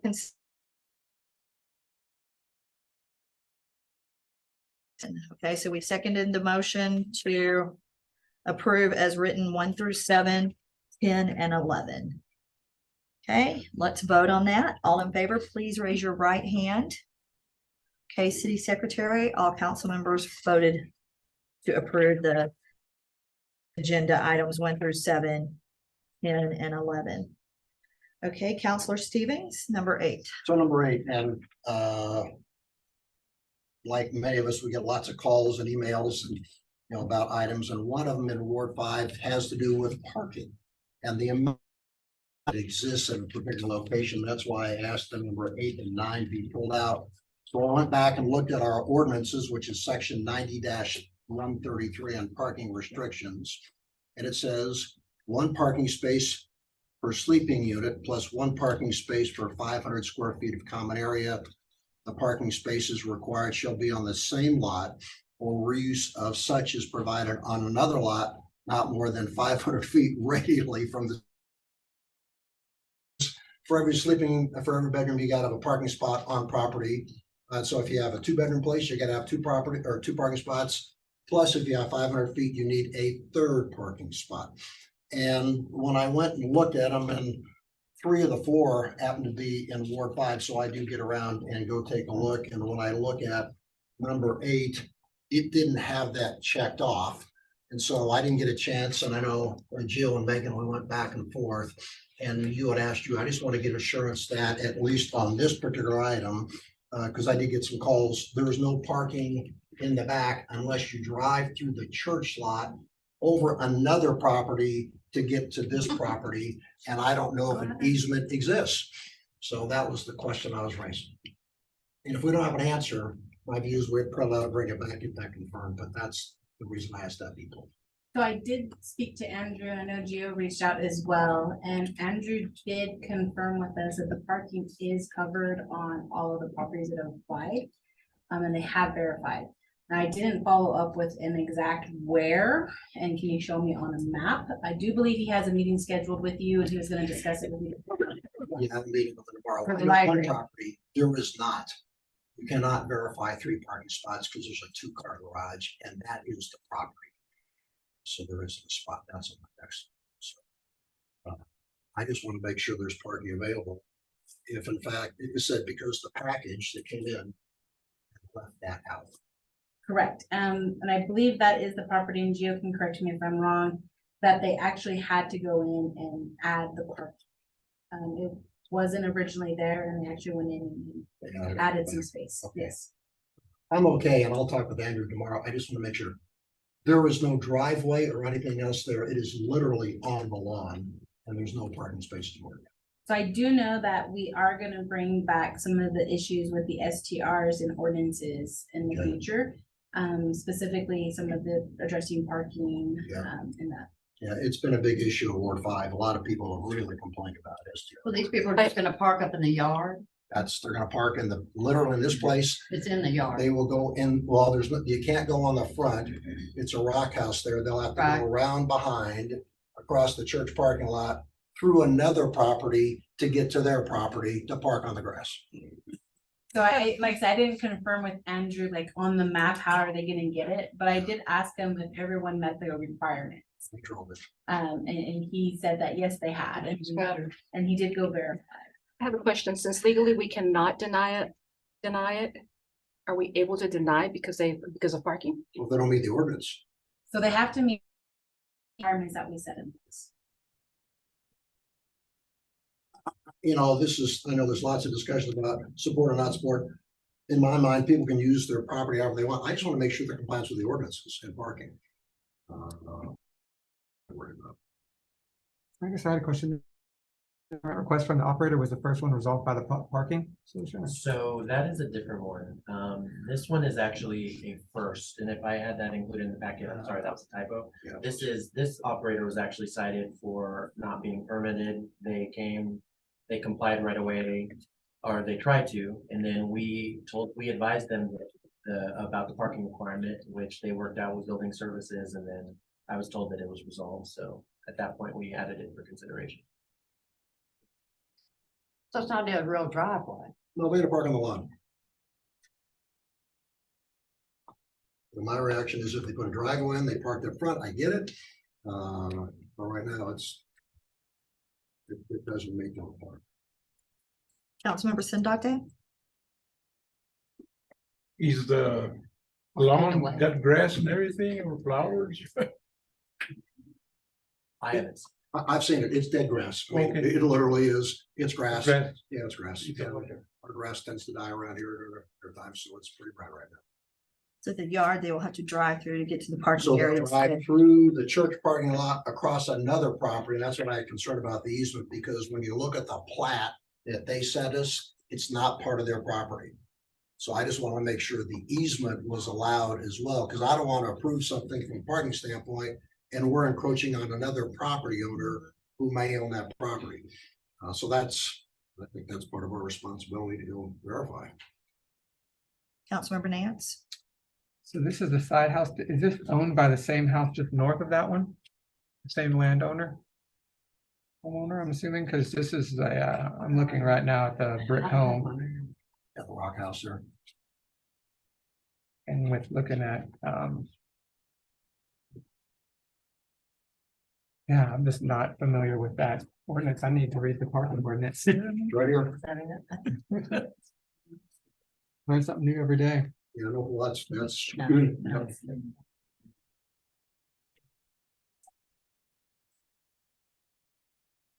202 number 4, that's the one you're talking about. Okay. I own the Rock House. Okay. Oh, you do. All right. Please remember that you do not to speak out except during public comments. Thank you. Anyway, I'd like to verify, because I don't want to get in a situation where we're violating someone else's rights in the rules and process and make sure they're compliant. I would hope that would get work, they can bring it back. I think council has really two options. You can approve and move forward. Andrew Devaney, our building official, did sign off on the inspection, ensuring that everything was met, or you can table it for the next scheduled meeting, and we can bring back designated maps that show exactly where the parking is at. Okay, so I need a motion. I'd table it to the next meeting. I'll second that. Can I just get clarification? You're talking about consent item number 8? Number 8. Yes. Yes. Approval of special use Take your moment. permit 2023-11-03. A short-term rental special use permit allowing a short-term rental to be established at 202 North Fourth Street. The property owner of record is Carl Broch. The parcel ID of the subject property is 11906. Who seconded it? Council members. If I had his phone number, I would have got to talk to him. Okay, and I need a vote. All in favor, please raise your right hand of tabling this item until next time. City Secretary, we had a unanimous agreement to table item number 8. And then item number 9 is. Next. So item number 9, same issue. I actually know Justin Talent, so I gave him a call. I said, hey, Justin, I know your property, what it is, you have 2 bedrooms plus the space. In theory, according to our ordinance, you're supposed to have 3 parking spots. Again, he said it was inspected by Drew and said met the requirements. And I said, well, all I did is just read the ordinance and it says you got to have 2 parking spaces plus he has a fixed garage. I said, if one of the garages is longer and you can park 2 cars in there plus another one, that makes sense. No, it's a 2-car garage. So we only have, and so that does not meet the requirement. His comment was, well, we could just rent it out as a 1-bedroom place. I don't know how we enforce that and how we want that. But it's one of those I would table as well. Again, I think we ought to go work it, but it's just one of those issues. We have an ordinance, we don't follow ordinances. I don't know what we follow. So, Councilmember Sindate, It's on table it, Councilmember Nance. I guess as a question, is this the first time parking's come up as an issue on any SDRs? Yes. And if these are tabled and approved next time, that just puts them back 2 weeks. No, it puts them Go back a month. to December. We're not named. we're not meeting next in 2 weeks. Right. We'll have to make sure the issue is resolved. We'll have to resend notices to property owners and, I mean, that's it really for December 5th. I think that's pretty easy.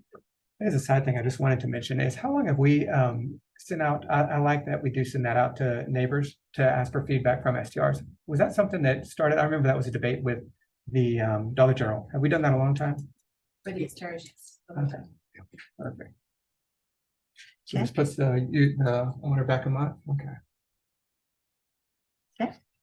Councilmember Rodriguez.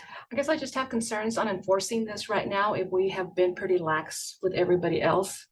And I feel that if we're going to start enforcing it, we need to go back and check the others. I just don't think it's fair that we start all of a sudden. Councilmember Stokes. Megan you really need to talk to Andrew about it. Yeah. So I did speak with him briefly before the workshop today. And he feels that the parking is adequate and that he would like to update the ordinance to reflect different language. Okay, I need a motion. I move we table this one as well. I'll second it. Okay, I need a vote. All in favor, please raise your right hand. Okay, City Secretary, unanimously for approval of special use permit 2023-11-04, a short-term rental special use permit allowing a short-term rental to be established at 1004 West Del Rio Street. The property owner of record is Justin Talent and Colleen West. The parcel ID of the subject property is 30379, has been tabled. And I'll follow with you tomorrow, I'm gonna meeting tomorrow, and I'll also talk about property owners. I have no problem with that. Just tell them what went on at council. That's what I tend to do anyway. Good, thank you. All right, so we're moving on to information or discussion items. Please remember that for each item, there's a 6-minute time limit that can be extended if needed. for additional 4 minutes. The first one is presentation by Steve Sofchi regarding unresolved and ongoing issues with the condition of Alpine Country Club Estates Road. Steve reached out to me and asked if he could be put on as a discussion item, so please come on up. Thank you. Steve Sofchi, Ward 5, Alpine Country Club Estates. The road is, as most all of you know, is not in good condition. In fact, we're getting really good at dodging potholes. And over the past, I would say 16 years, I've gotten really good at it. I can tell you exactly where to travel and where not to travel and which side of the road. But mostly what I'm here to discuss is every time they begin a repair on that road, they always begin at the beginning of the road, which is where it meets the highway. And then, of course, they only get to go so far with that because of constraints, whether it be money, whether it be manpower, supplies, I don't know what all that would be. But what that means is then they only get to go so far with the repairs. And then so anything beyond that point does not get repaired. And I sent to each of you a video of an area which is near the end of the main road of Alpine Country. That's what I have to travel every day. And there is almost no asphalt there whatsoever. And I'm just asking that the city repair that one section of road, and you will make two people very, very happy. Thank you very much. Okay, wait, please. Any questions? During this part, the council can interact with you. I don't have any questions, Steve, because we've been through this a lot. Uh-huh. I have a question for Megan, but not for Steve. Okay, all right. Anybody have any questions for Steve? I drive out there every Thursday. It's horrible. I'm It's getting horrible. good at, I'm getting good at Yes, and so when we being on took, the wrong side of the road often. when we took our bus tour, I guess we didn't go quite that far.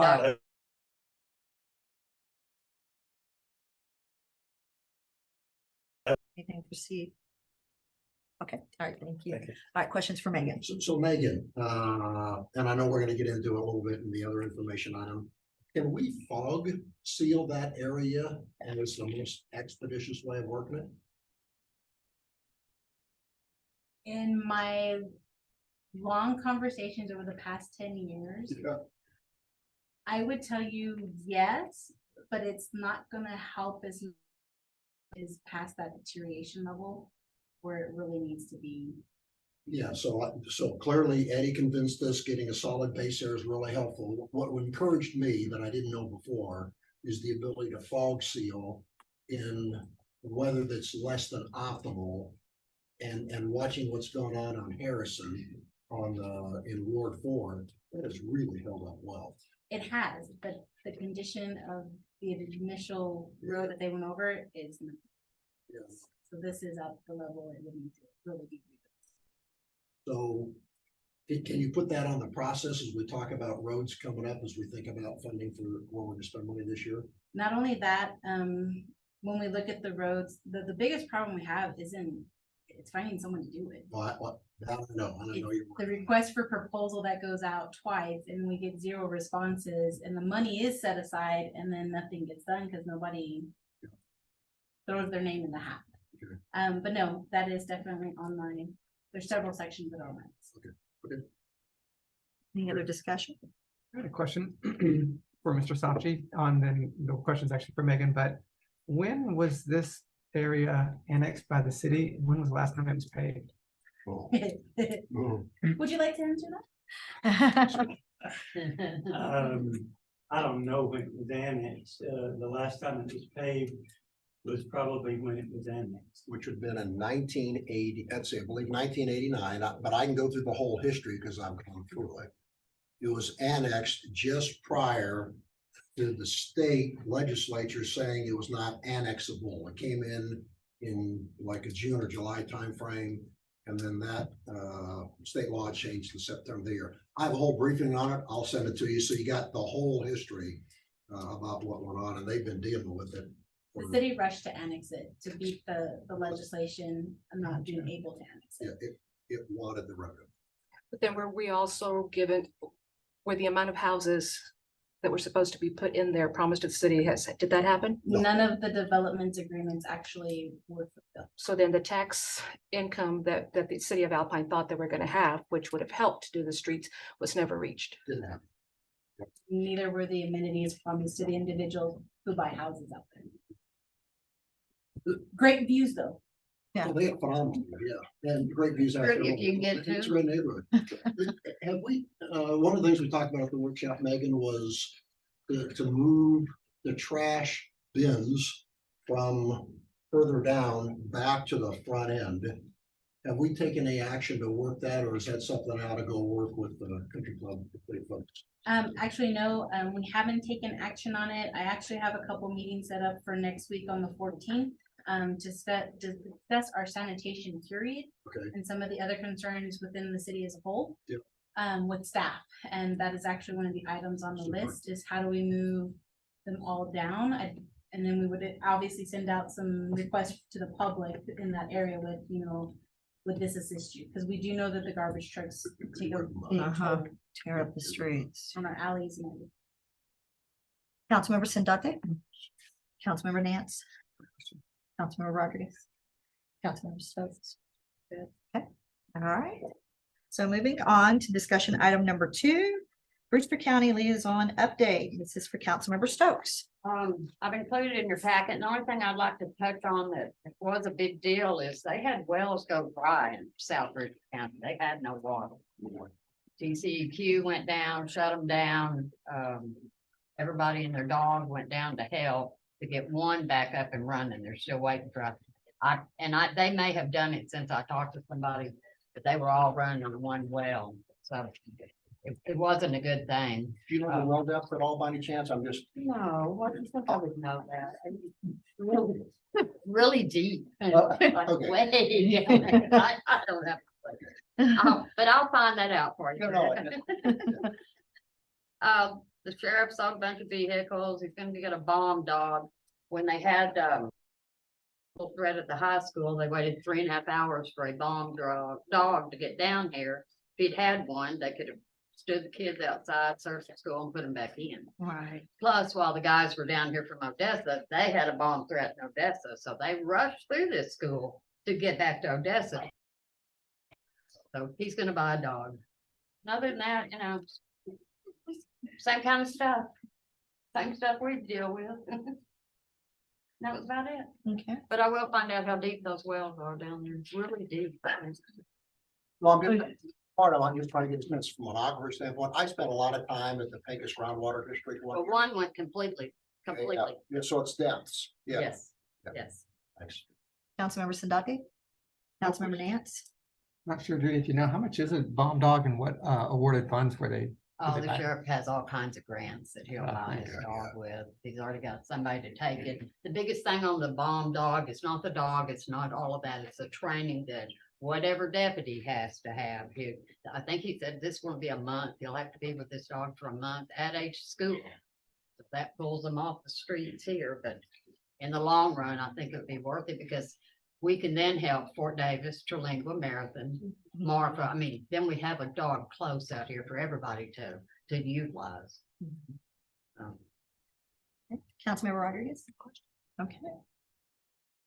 On to discussion item number 3. Airport Advisory Board. Discuss the intent to propose recreation of the Alpine Airport Advisory Board, and this is Councilmember Nance. So this was just, I wanted to put this back on because last time we spoke about it, was Rushed. that we didn't get much in there, so really just wanted to kind of bring it back in, see what each council member's thoughts were on this proposal. And I learned a lot. This is the Airport Advisory Board. I didn't know what an FBO was, so learned about an FBO. Which and, is? Fixed base operator. Okay. So for everyone that's interested in airports out there, the fixed base operator, and Megan can help me out with this if I go awry. But airports can be run by private companies or the private FBO, or the city FBO, and I guess we're kind of a city-based FBO for our end. So I reached out, kind of saw which municipalities actually run there. Presidio County, so you got one in Presidio, you got Marfa, I think they don't have private ones. Alpine is publicly run by the city as well. I think, and Mr. Stevens would probably know more about this than I think Monahan's. So when I was researching which ones had or it might have been McCamey, Monahan's had an advisory board. Yep. And Pecos as well had an advisory board for theirs. And it seemed what happened, one guy gave me a 30-minute conversation about FDOs, and he was really passionate about planes. I learned a very lot on that one. But it seems like the transportation advisory boards are very important, especially in the case where you would have it if council is working with a private FBO. That's when the intermediary of the airport advisory, because if the city was running the airport, they're kind of talking to themselves. So the transportation advisory board could still be needed, but it wouldn't be as necessary as if you were based off a private FBO. But that was me just talking to a gentleman for about an hour. I was going to see what the rest of the council thought about all this. Okay, and so to summarize, Alpine is the FBO for our airport. We are, that's Okay. city run. All right, so Councilmember Stokes. You know, we went back and forth when we abolished both this board and the one we're gonna talk about, number 4. And I'll still stand by abolishing them. I haven't seen any difference of when they were there and when they weren't. That's just my personal opinion. The only way I would approve any of it is to maybe combine them into one board. That's all transportation. It doesn't matter whether it's on these roads or it's in the air. But I would have trouble with that also. I don't think we lost anything. And that's my opinion. Okay. Councilmember Rodriguez. I'm in disagreement with that. I do feel that we did lose a lot. As you all know, the personnel that we have, say, out at the airport, is 2 individuals. This board is able to help gather statistics that they use for grants and helps them on anything that needs to be done. The majority of the people that are on these boards, like the airport board, are actually pilots that actually know the things that are needed with the airport and are able to recommend action that we as council needs to take. So I think it's something that needs to be done. They have been pretty active in a lot of things in the past, and I would like to see it come back up. Councilmember Nance. The only other thing I will say is I had Gio pull the how many of these reached a quorum over the last year, I guess, or something like that. And things have changed because the boards have kind of what constituted a quorum over the year and everything else like that. So I think it would be good to look at that data at another meeting to see how many of these boards did. I think the airport board met and reached a quorum quite often. The transportation board did not. I don't think it ever had an official meeting. One thing that would worry me on reinstating these boards is that we're doing it at the very start of this, when we're going to be changing our software over. So we're changing a lot of workflows in the way that the boards work. Instead of reaching out to the chairperson to get the items on the agenda and everything else, board members are going to be able to directly put that. Council members should be able, I think, to directly put things on, correct me if I'm wrong, Gio, on some of these things, and then they'll go through an approval process. But I mean, it's kind of like, learning to drive when you're already in the car. So I think if we can just maybe postpone this for a little bit and see how this software, see if how that's going to work into the workflow here. Councilmember Sandate. On that, we didn't have members on those boards. That's how come we did away with the boards, but we got members, I'm for it. Councilmember Stevens. So I'm the one that put both these back on for council to consider. Let me first talk about the airport.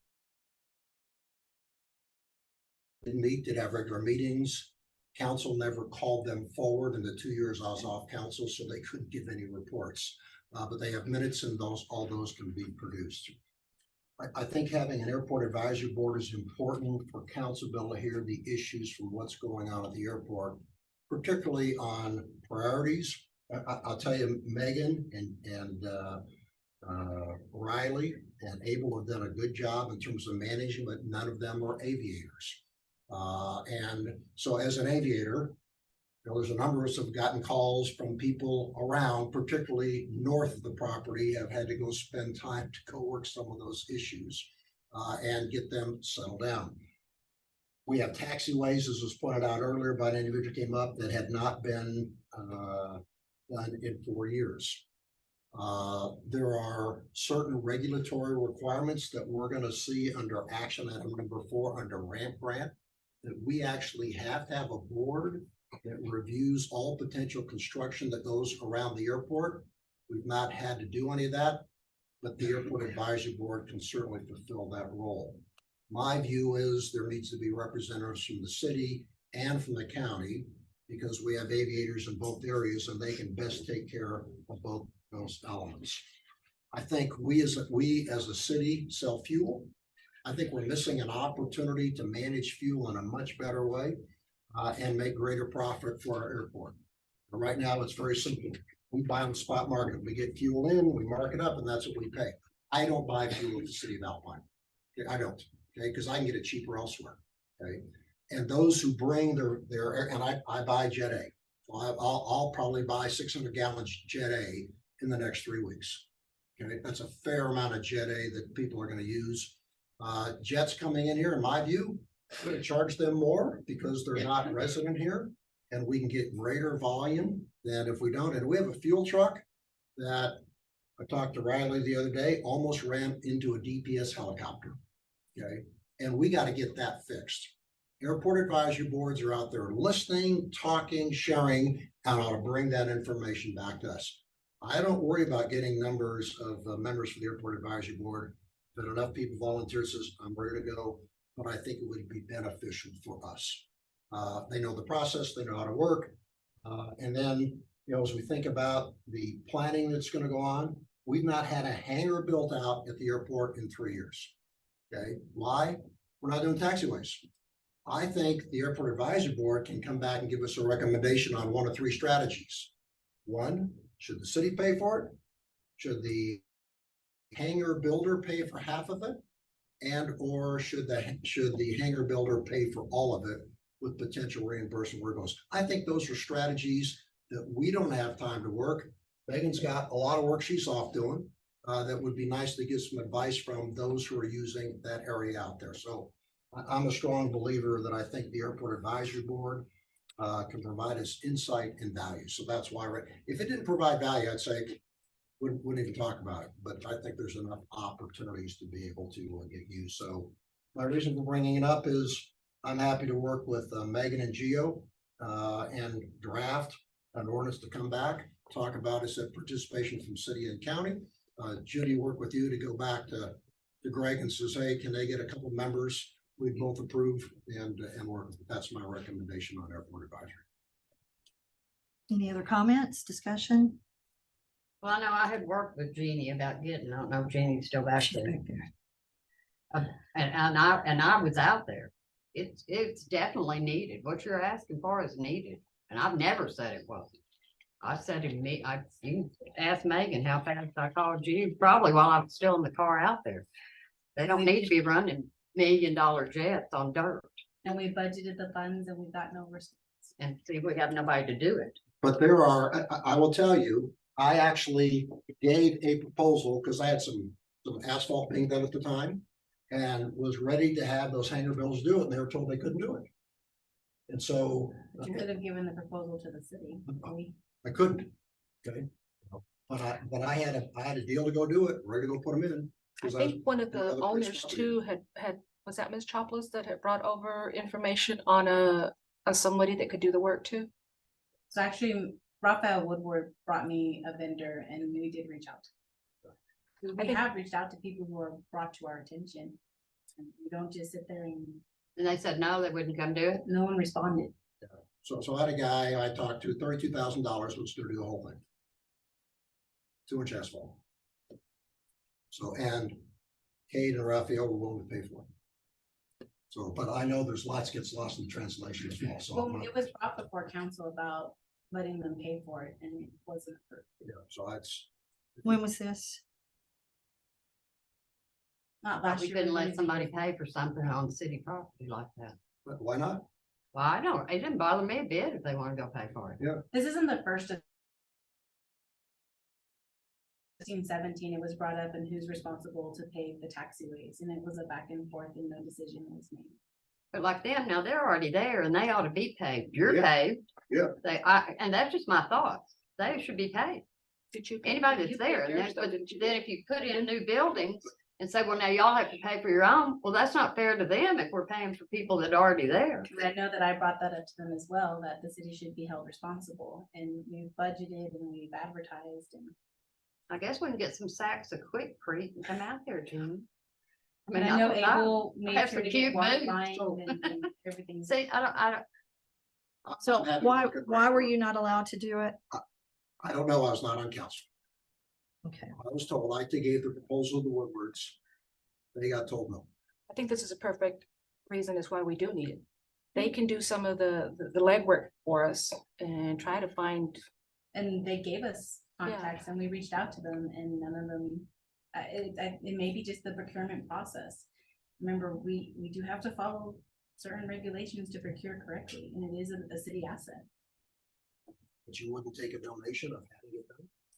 No one offered a donation. Okay, that's what But we could now, correct? Well, I mean, but no one offered a donation. I've not been given the, Right. like, hey, But if was- somebody were, there's nothing stopping us from. Are you gonna pave it? the city would No. have to accept that size.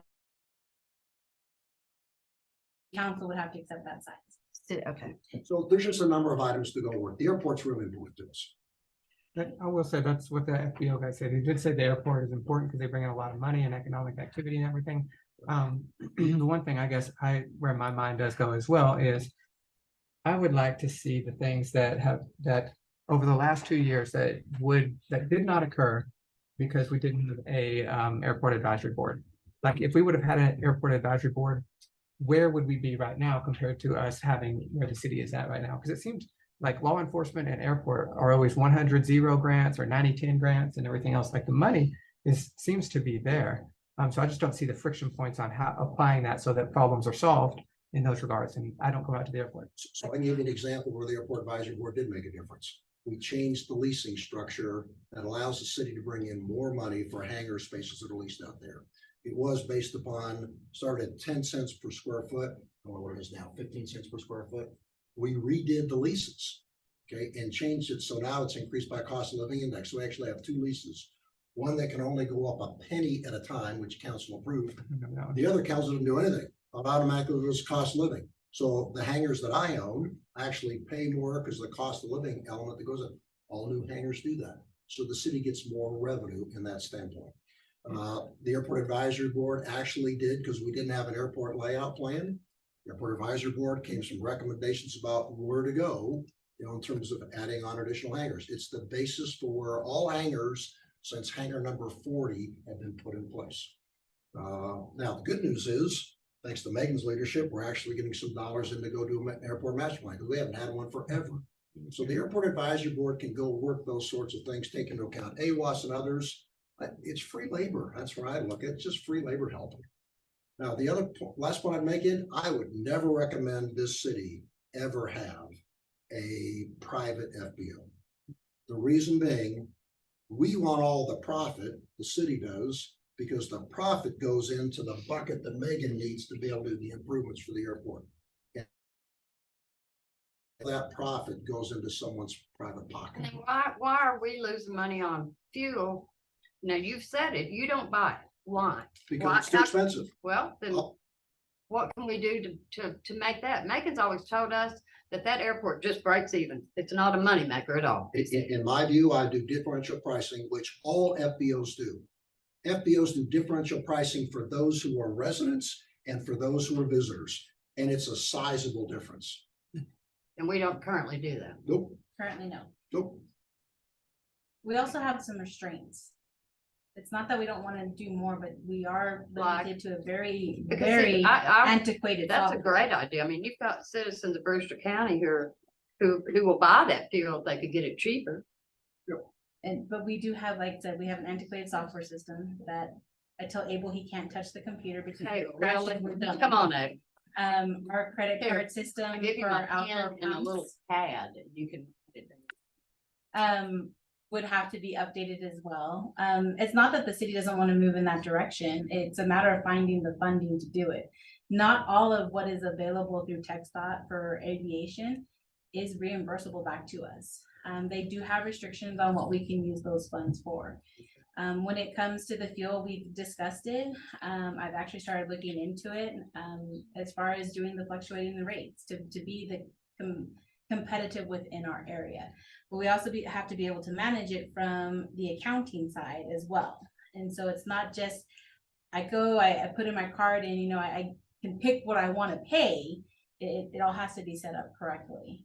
And so the city can move forward. I mean, we are also operating off of a fuel contract from before the city even officially owned the airport. So there's lots of things we need to update. And that's going out for the procurement. That's the part that sometimes becomes very hard, is we do have to procure. And not everyone wants to come down here and provide the service. But the fuel can be addressed, no problem. And we Does do Border have a Patrol long. buy their fuel here? DPS? Are they Yes. buying our fuel? Yes. They are. And would they be considered local on a two-tier system? I would make them local, yeah, they're here. So pretty much people who are fixed at the airport, so we have fixed space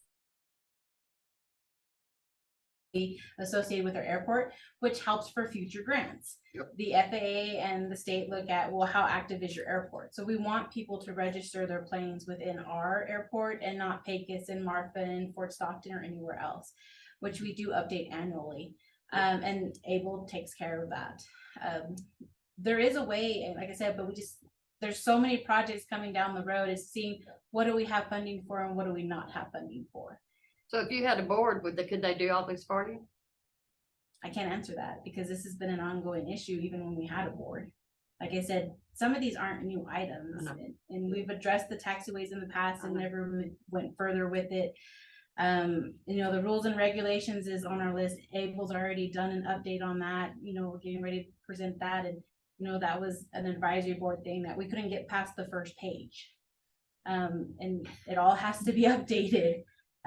We have a long list of projects. The planning was pushed to the beginning because we can't move the AWAS if we don't have a plan of where to put it. Yep. So TxDOT's going to do the layout plan that helps with expansion. We have an applicant right now who would like to build.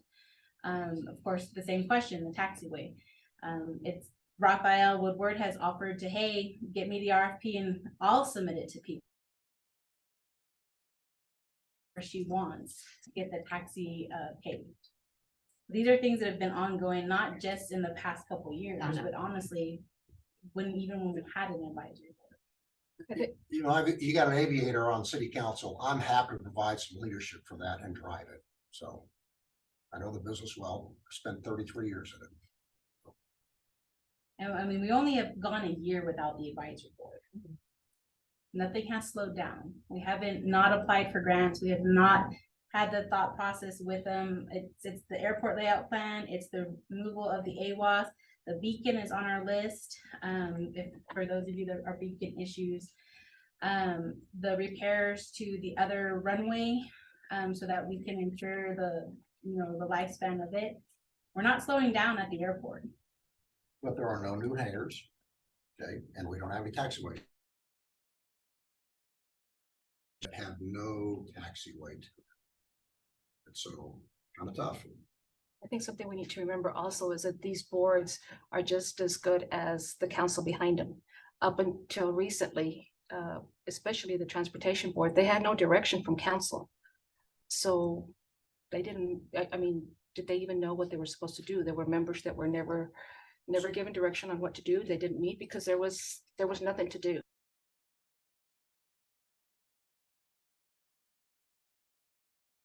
On where to go, what to do, what is expected. So if we want to talk about transportation committee, the whole intent behind that was driven by the TxDOT study looking at the 6790 corridor and the increased volume of traffic. There was going to be truck traffic going right through the middle of Alpine, because that is the fastest way to get there when you're going up from Presidio to Fort Stockton and I-10. Okay, Councilmember Stevens, can we wait for item number 4? That's fine. Yeah, because that's the next item. Is there anything else on item number 3? I guess the one thing I would say on this one for the airport board, I do, having an expert is good. I just need, for my vote, I need to be shown how an advisory board is gonna help pave the taxiway and do the items that you listed for on the hangar side. So I just think it would need more discussion. I would like to reach out to the city and, get their opinion as well too.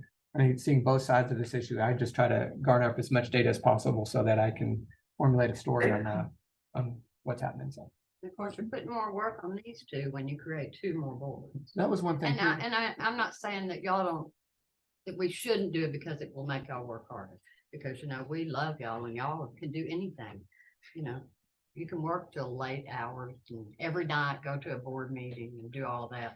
But it is a lot that it puts back on not only them, but these city workers get it too. And if they're not doing anything, then I saw no reason for them. Transportation, are we there? Well, I would like to, on the airport, I would like the council to consider, the airport advisory or no advisory, we're not changing or moving, we're still moving forward. I understand that the taxiways haven't been paid, but it's not that we haven't tried. They're also advisory boards. You can't give them, hey, go find everything and do it for us. I mean, you can ask them for assistance, but they can't do the administrative and the actionable items. I mean, that's specific in all of our boards, really. It goes with every discussion we've had with every board. We combined parks and beautification because beautification wasn't, fulfilling their end. I think you really need to take into consideration what the long term is. If we want the airport advisory board, in 2 years, are we going to get rid of it? What haven't we done that we could have done? I know we keep bringing up the 2 things, hangars and taxiway. Well, without a plan, we can't expand. We all know that. The drawing that was provided is not even an official layout plan accepted by TxDOT Aviation, who has our official plan. So for us to expand, we have to have this plan because TxDOT will come in and say, you want us to reimburse you for funds, but this wasn't part of your plan. This wasn't part of your concept. And so I think as council and as staff, we've worked really hard to move that direction. And are we still working off the master plan from when on the airport? So the master plan is from 2001, 2011, 2002. It's old. So we have a drawing that was provided to us that kind of had if we were to grow, this is where we could go, but it's not the official plan. And so if I was to seek assistance from TxDOT, they go back to your plan and say, where is it in your plan? Where it is in your study, where's the direction you're going? And so that's why the big push, and literally the layout plan has actually been a big push for multiple years. We've just been waiting for TxDOT to put it on their priority list. Once we get that, we relocate the AWAS with TxDOT funding. We get additional funding. The ramp grant can pay for paving. It's one of the allowable at this time But paying for it doesn't make somebody come out here and want to do it. Exactly. The money's there. It's getting someone out here to do it. Last year we had the money. We had the money the year before. The year before, Jarrett is provide so much for what we had available. So we said, how much can you pay for up to 60,000? And he told us, this is what I can do. So that's what we did. We went with what he. And he did that one side of the building, right, Gene? That north side's The done. north side. Okay, but that was it. Specified amount, but then it was reduced. He came back and reduced it. Of course,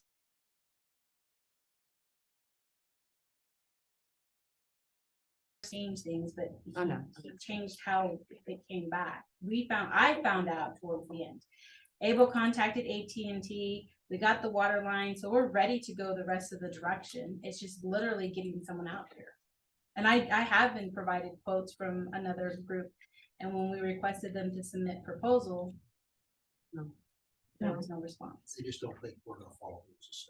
That's the feedback I get about the contractors. And then it could be, because we can't pick all 5 of them to pave one area.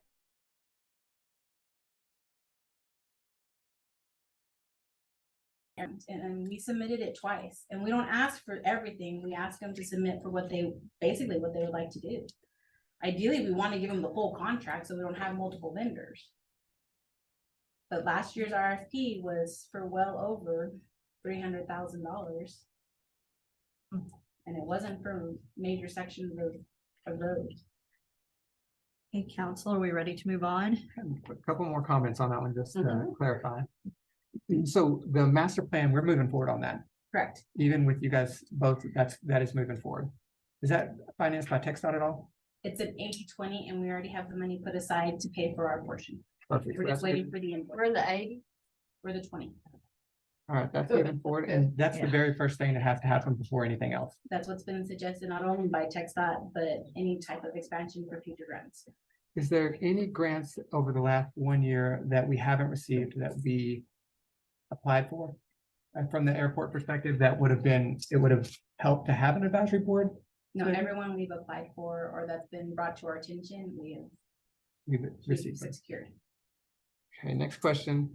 If there was a board, does it necessarily have to meet monthly? Because when I hear Geo, it's a thing of, he's already got 2 city council meetings, parks, planning, zoning, he's already running, 1 to 2 meetings every week.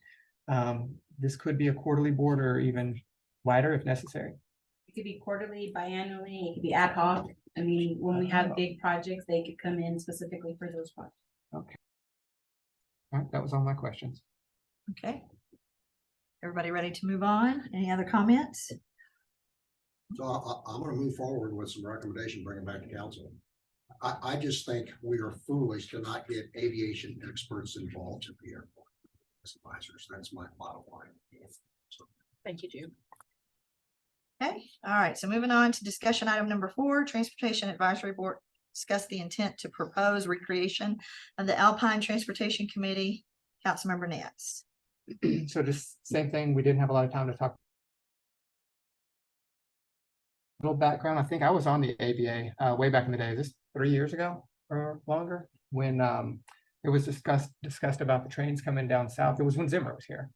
And they put the board together. Mr. Street was on the board and Mr. Kennedy, I believe. And those were the only 2, and no other positions were filled, and there was never an official meeting. So I guess I was kind of wondering why that project never moved forward. Because we never had you have to have 4 members to meet. So we couldn't meet because there were only 2. council didn't appoint the members. It's a council responsibility, but my view and concern over the transportation committee is to get funding for some of the things we need, like our intersections, which are state funded. You have to go get money. And it tends to be a 5 to 10 to 15-year advance of what goes on. When the 6790 corridor act study was done, they graded 4 of our intersections as being forecast to be between C and F because of congestion. Well, intent by the transportation committee was get together, could be once or twice a year, to be able to look at city data about what's going on. So they would have to coordinate with our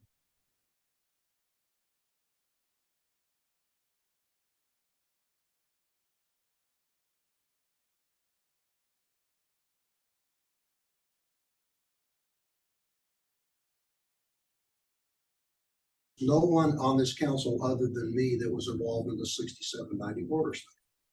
I went to all the meetings, the data said, wow, if this really happens, when it comes to the double the number of trucks running down Holland or East Avenue E is not going to be good for tourism. So that's what caused me concern. With Chris Webber at the time, he said, yeah, here's what's going to happen with your intersections. So it's not a long or not a short term, it's a long-term thinking ahead. And I just think we would be wise to get people who are willing to spend some time, go do the research, to come back to council with some recommendations. We will have to find people who want to participate. John Kennedy and Jim Street are the 2 guys that I found. And I think it's going to be up to us to decide. If we don't want to do it, by the time it gets to the point where congestion will be really bad, the funding will be gone, I may not be around worrying about the future. That's why I'm thinking.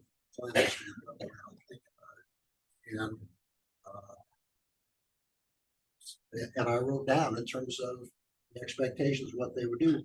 They would be going to look at, review the data, what the forecast is, track the data, which they can get from TxDOT free, doesn't cost anything. And then start looking at what are some potential strategies, what have other cities done, what can we do? So that would be intent behind it. Councilmember Sandate.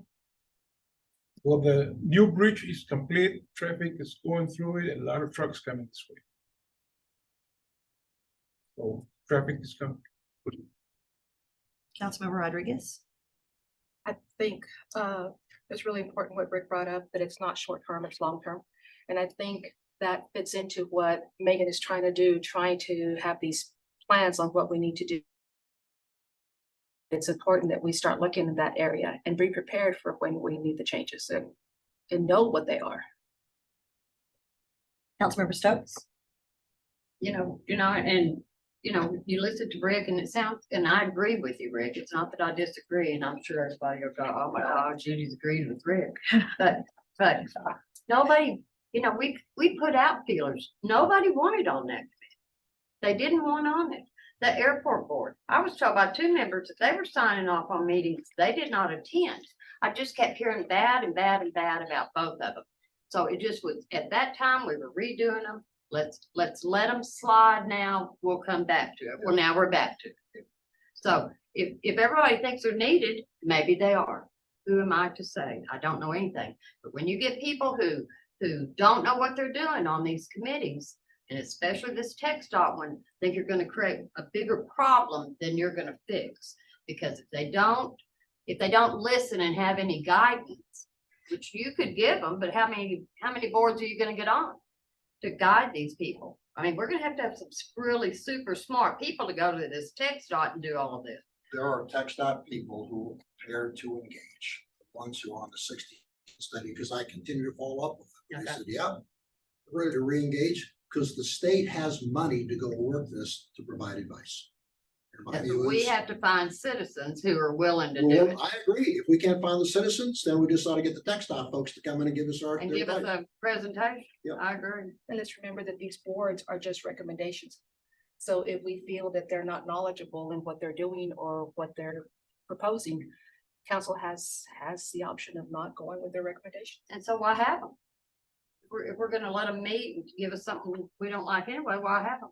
Well, then why do we have P and Z and building and standards? We still have that same option. That is just. I agree with you, Chris. I agree with what y'all are saying. I just know what I saw happen. That's all I can go by is what I saw happening, which was nothing. Yes, they've got minutes, they've got all this, never came to us, acted like they didn't know they were supposed to bring it to They us. couldn't, because council put rules in place that says you must get on the agenda from council. All they and had go to to do was council. call and get on it. I put stuff on there all the time. Councilmember Nance. Well, the only one coming from the inside on one of these is the active mobility one that we did, which was over a year process ago. Can't remember when we actually did it, but that was by watching a TxDOT video. And then it's hard you have to put your feelers out there. And Megan would say, I think too, the TxDOT project is running from Riata all the way up, where we're getting a bike lane all the way up to The line, the Joe exactly, Davis line. line. Then you got to get off your bike and walk the rest way. But thank you for TxDOT. Actually, it's going to be a wonderful project. But things like that, when I first saw that meeting as a council member, they showed the plans that were 95% complete. So a lot of all that stuff is happening already before it ever gets to someone that has their feelers in, is kind of looking. I get an email from TxDOT and USDOT and everything else, and they say, hey, there's money out there. Go get it. I think it's 383 million coming for the active mobility stuff. But it's hard to, I guess you would have to find someone that was ambitious to go hunt that stuff out and get it. Because I think a lot of that, TxDOT is already working to find the solutions for these problems that they foresee. And I don't know if those are a local expert that's going to find it out or TxDOT, because TxDOT is already in the sky saying, well, this is going to be a port that opens up. It's probably going to be increased traffic. What do we need to do? I don't know if the solution or the answer comes from a more local area of us saying, hey guys, guess what? Port's opening down there. Or if TxDOT's already saying, guess what? A port's opening already down there. So that's where I'm at. But we need to keep in mind that TxDOT can only handle a certain portion, which would mean the main highways in Alpine. So it's up to the city to handle the rest. Okay, if there are no other comments, we'll move on. Oh, there I have one. One last question, sorry. On that, if we looked at that one, if we could perhaps be an ad hoc, I don't know if that needs to be a permanent one, definitely monthly or anything else. And as those issues come up, like the active mobility one or anything else, I think it's hard to get public feedback even for things that people are passionate about. It's the most public feedback we've had in a while, guys. Y'all warmed all the seats. But if it was an ad hoc, then when things are coming, like the port opening or active mobility, then we fire up the committee. When you look at your boards and commissions, you have to look at it from two features. They're gonna provide you the wish list of everything they want for what they're working on. And then you're gonna have to look at what can we actually afford. So when you talk about funding, you talk about 15, 20 years out, the city would have to start now to start saving, because when that funding is needed, the matching portion we may not have. So 300 and something million came down from TxDOT. I would have loved to apply for every possible project. They have a list. You can't just apply. You have to meet their criteria.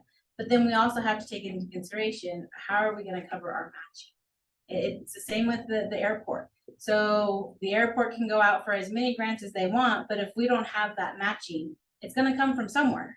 So the big $3 million project for the ramp and taxiways, that came from the gas and general, not the airport. They paid a small portion. Right now, we're lucky because we pocketed some money and we're putting it towards, you know, future projects for the airport. The town, I can guarantee you, TxDOT's already started to consider the bypass. It was part of the 6790 corridor, and that was the big thing, is how do we go around the city so that, you know, we can avoid the congestion within the city. TxDOT has it on the radar. TxDOT, I was gonna say too, I didn't know until I went to a TxDOT meeting here, and they said that they were already looking at moving the train track. And everything down, and I had to find out about that on a side conversation from some TxDOT. I was like, why would this not be so that the community is involved, you know, because I'm assuming it's probably a 20, 30-year project out, but. It is, and that's precisely my point. We can put our head in the sand and let them decide. Road stops coming through Alpine because there's a bypass and restrictions are not in place. The traffic is not going to stop in Alpine. We're going to miss sales tax, we're going to miss revenue, and in my mind, that's the whole value of being involved and engaged. If we don't ask the questions and attend the meetings, we won't know, and it will be done to us. I just don't want Alpine to turn into a dust. Route And we have an 66. opportunity to be a voice. Like Route 66. Okay, all right, if there's nothing else, we'll move on to the next item. All right, item number 5, city manager provide an update on the actions from the streets workshop, including the status of purchase of the new hot patch machine and plan for street work during fiscal year 23-24. Councilmember Stevens. Well, Megan. You're not, Yeah. give us an update. So Eddie has put together his tentative list for seal coating. We are going to amend the budget to allocate the property taxes correctly, so that we can see what we ideally have for paving, if anything. I have actually been researching the hot patch machine. I know Eddie had mentioned, I think he said like 25,000.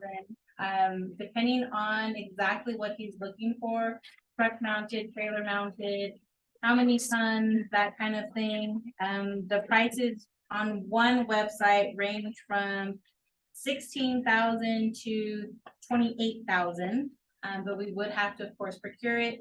So I'm trying to see if any of them belong to some of the co-op purchasing groups that we belong to, so we have that documentation to just purchase it. So, and Eddie, I'm just waiting for some feedback on, you know, you want a 2-ton, 4-ton, you want a trailer mounted. So many choices. You want it yellow, blue, purple. And then we kind of get to move forward. This week on Monday, I asked him for his road material list, so we can go ahead and get that RFP out now, because last year the same thing. Twice we had to issue the RFP because we don't get full responses. So we're looking forward to that. And then of course it's whether or not he has the staffing ability to do it. So looking forward.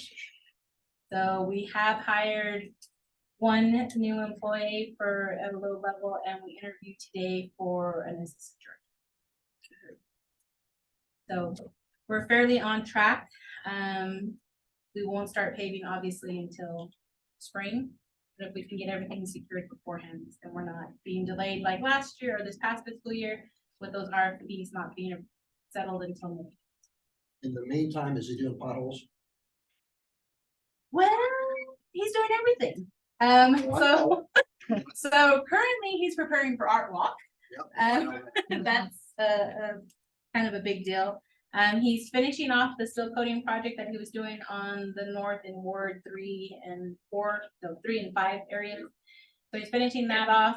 He's got Art Walk. He's been working on his creek projects because he wants to get the bedding with the rock cages kind of in place and take advantage of the fact that we're getting the rock material donated currently. He helped us move our finance department out. He's done very well.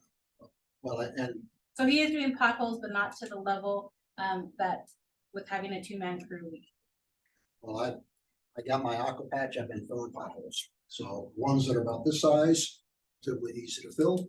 Takes a bucket of aqua patch and it works really well. So Yes, I know Murphy was cut up. We had a water leak, so we got some cones that you can park the road with, but would like to get that one fixed. And our chief of police found a sinkhole. Stepped outside. He's right there. Yeah. It's where I bury our treasure. But the parking lot there has to be fixed. So we are at a 2-man crew still with Eddie. Well, 2 and a new person. So, Okay. and then I said, But we it's did- a lot, it's the lower level. we hired as an entry worker. So currently we have all entry level workers except for So there's 2 plus a new person.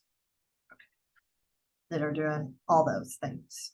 well, and a half-time. So he does have a half-time worker, or part-time worker. And I need him to cut that tree back up there. It's on his list. And his administrative assistant is currently still out on that. Councilmember Sandate? No question. Rodriguez? Nope. Steve? All right, moving on. To item number 6, speed limit. City council members provide their list of city-owned streets that they would want to a posted speed limit higher than 25 miles per hour so that the ordinance can be drafted to change the normal speed limit on Alpine City streets to 25 miles per hour and take action to fund procurement of speed limit sign overlays. First, we had a public comment. Jim Street, if you would like to come to the podium, state your name and ward, and you have 3 minutes. Jim Street, Ward 5. I've spoken about this before. I'm on speed limits, and that is, I understand basically what you're trying to do is pretty much 30-mile speed limits, reduce them to 25. And it appears to me that about the only thing that's going to accomplish is get rid of some city money, because you have to buy all new signs. And what is that going to accomplish? I mean, traffic's going to move 25, 30 miles an hour. I found in 72 years of driving, most of North America, that the lower you put the speed limits, the more likely people are to disobey the speed limit sign, the faster they'll go. And we mentioned the double nickel when you couldn't go more than 55 miles an hour on the highway anywhere in the country. And nobody went 55 miles an hour, 60, 80, 90, 100, 200, whatever they call. And when they went back to the 75, traffic flowed smoothly. Somebody might ease past you, past somebody with wonderful.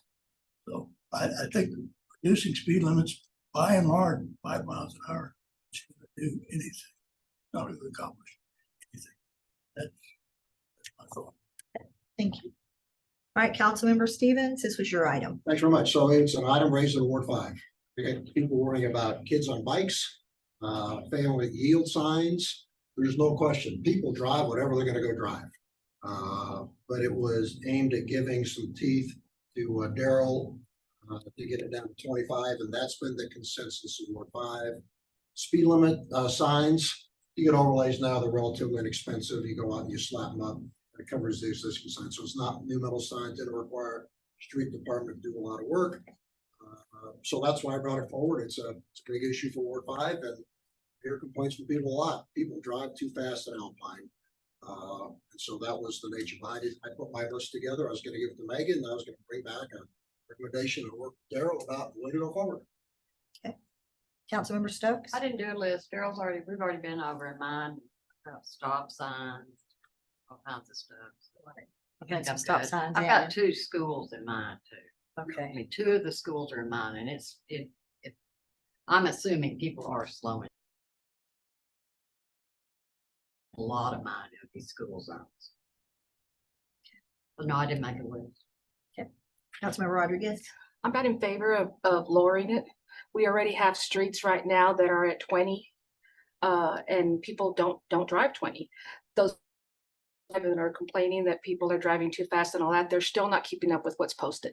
I think what's going to slow it down is just, the police department being more visual, which they do what they can because they too are stretched to the limit. But I don't think lowering. Councilmember Nance? I guess I would lean on Chief Lasoya and just ask him like, well, one thing I was gonna say is we're about to do a mobility study, walk mobility study, so that could change things over the next 10-year plans on where if we earmarked areas and said Sul Ross is gonna become more of a biking area, maybe it needs to be at a lower speed,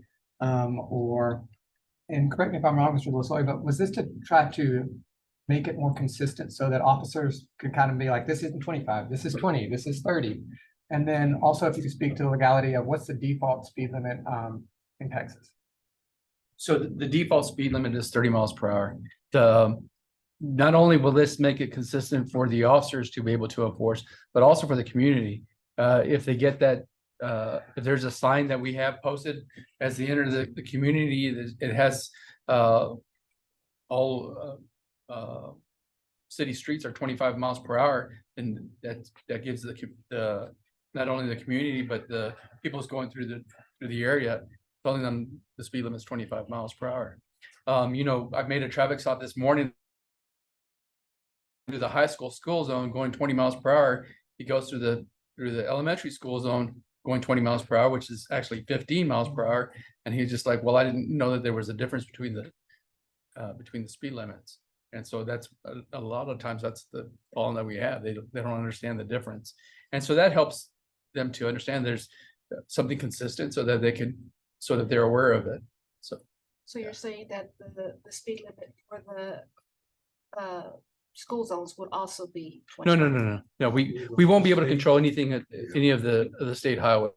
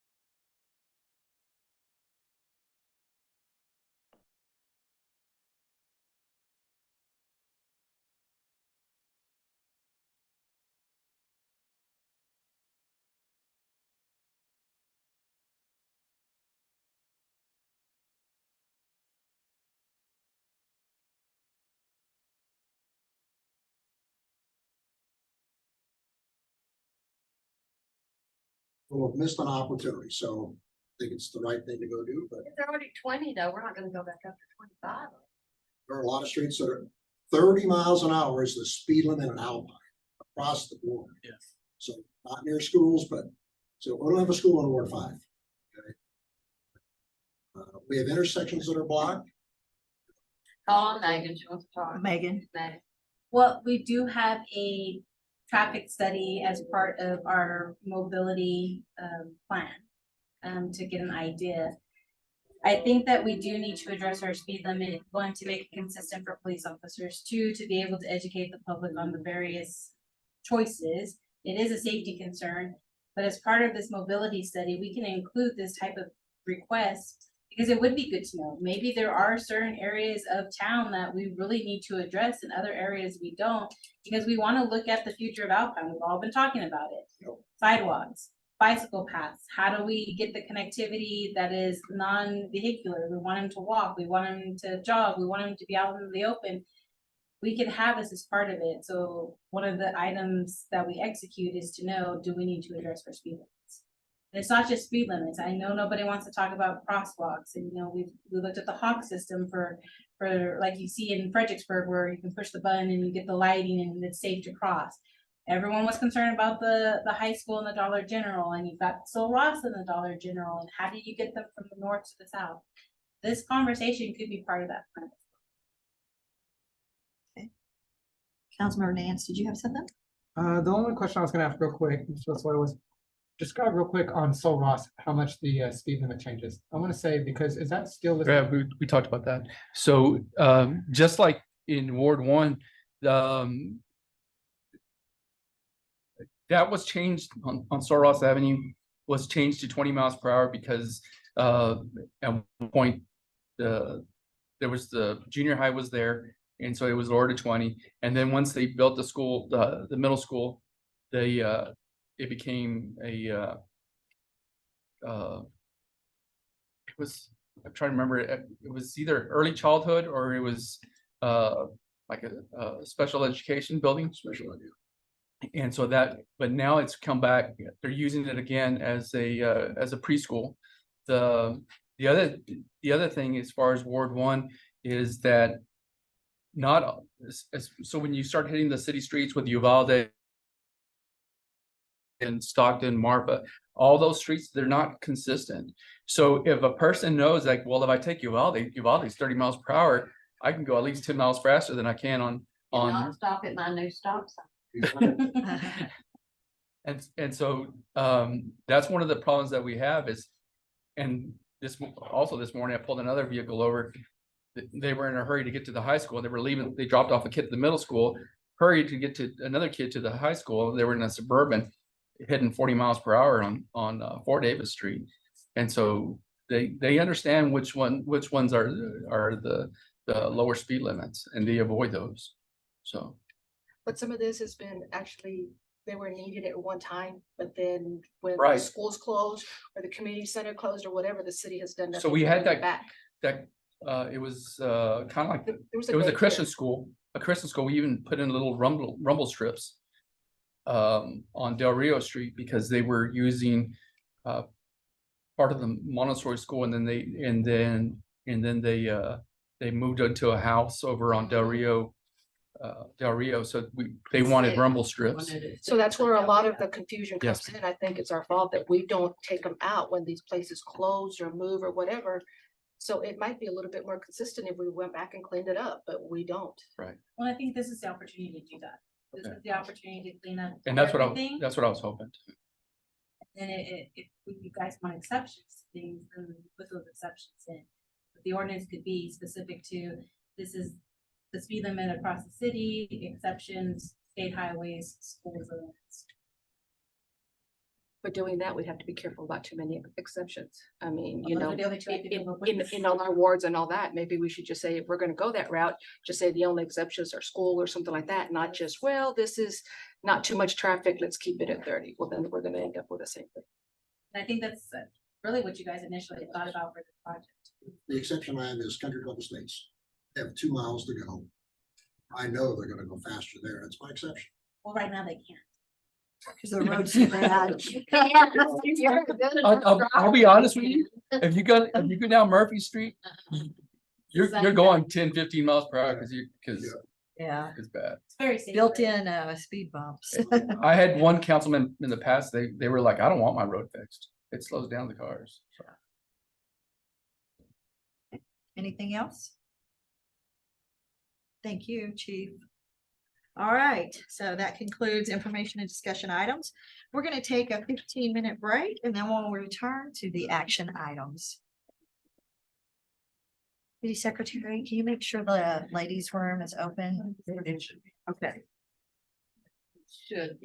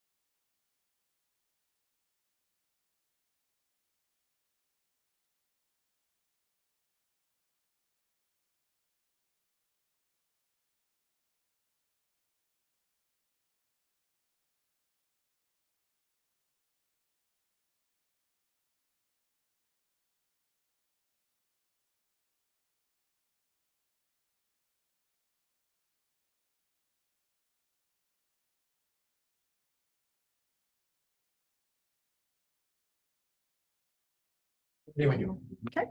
All right, I call the meeting back to order.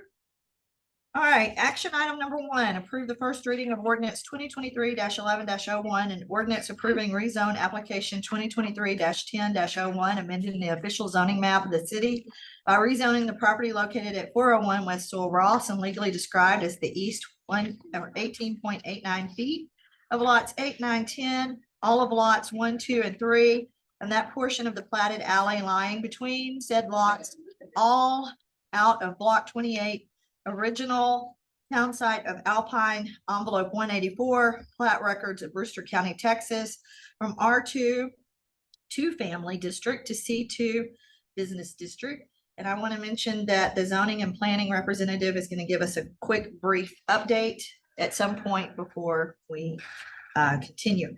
So I need a motion.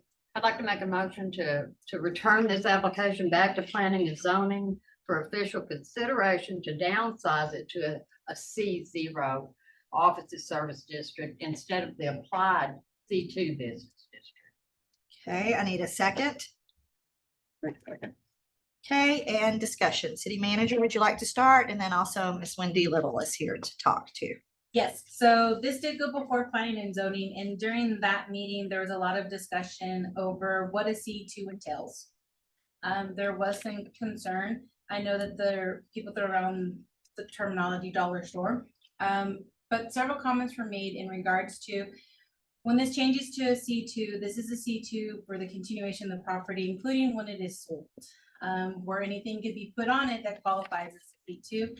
And that's where the big concern is. During the discussion, Mr. Walters had brought up the impact of the future. You know, this is a long-term thing. It's not a spot zone, it's not a temporary. Throughout the meeting, the discussion continued. And then, you know, I remembered a few things that, you know, other options. Those were briefly discussed. There was a little confusion as what options and compromise and what was available for this property. I know that you do have residents who are dead set against it, period. But there are other avenues that the city could look at. And CO, for example, the business which does allow for a beauty salon. Obviously denying it completely, starting the application process over. Wendy Little is here to give you some more background on the planning and zoning and the thought process. They truly were looking at not today, tomorrow, but like Rick said, the future, you know, 15, 20 years down the road. The current recommendation is to downsize it, return it back to planning and zoning for them to evaluate, discuss, and bring it back for recommendation. So I thought they had denied it. Okay. They denied the C2. Okay, let's bring Wendy up, please. And then we'll open it up to council members. Hi. Do you want me to read my notes or? 'cause Whatever a you lot of want to it's do, already just been give us a covered. background on what zoning and planning discussed. Okay, well, first of all, I don't know, Gio kind of reminded me, we talked today on the phone, I don't recall a lot of talk about C0. I don't know if the other commissioners were completely aware of it or we were educated on C0, so. That came after. Okay. So it was actually when you guys were kind of. He said I it was run towards the in and end. out of the meeting because I was trying to get material, so it was barely not just mentioned, it wasn't fully discussed, it wasn't, you know, these were just other compromises and Right. thought process. We had, one of our options would have been to amend the R1 ordinance to be able to include beauty salons because there's, a lot of other businesses that are listed under C2 with the exceptions of beauty salons, barbershops, retail sale of service of food. But it includes bed and breakfast, daycare, educational, home occupations, libraries, museums, municipal buildings, parks, religious assemblies. So we kind of went, what's the problem with the beauty salons? So that's how we thought we could amend the R1 to include the beauty salons. Because we didn't see it as harmful, especially with Ms. Vaughn's business being a one-chair salon. Let's see. a lot of what I have written in my notes has already been mentioned here today. The Legion is there, the police station, and then on the other side of the property is mostly residential. There were 2 letters written to the city that they have a lot of concern about their property values going down if that corner of the block becomes commercial. We had a lot of the same public comments as you had today. A lot of people supporting Ms. Vaughn and, you know, small business and Alpine in general. I'm just trying to summarize here now.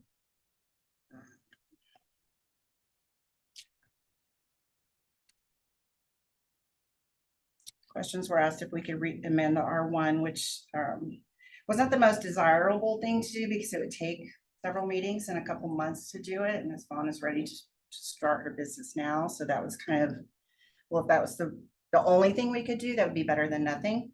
But, and I can't guess what the other, but we were in support of the project. We just, like Megan said, thinking about the future, you know, when all of us are dead and gone or off these commissions and councils, that, you know, we didn't want that to be part of our legacy of keeping a C2 there amongst these historic homes and the neighbors in a quiet neighborhood. So, Okay, so when you were talking about the R1 residential, it does allow some businesses except for beauty salons. beauty salons, barbershops, retail sales, and retail sale or services. So your thought was to amend the as an R1. Yes.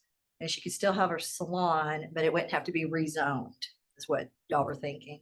It would have to be amended. Okay. The ordinance would be amended to include, I mean, if you wanted to include those, the barbershops too, I don't. So you're wanting to amend the whole ordinance or do a special permit for her? That was what, well, we talked about a special permit also, but the R1,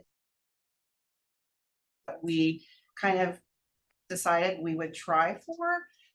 Again, this is before we were familiar with the C0. So basically it would open it up for all residential areas in the city To be have a able to beauty have- salon, potentially, yeah.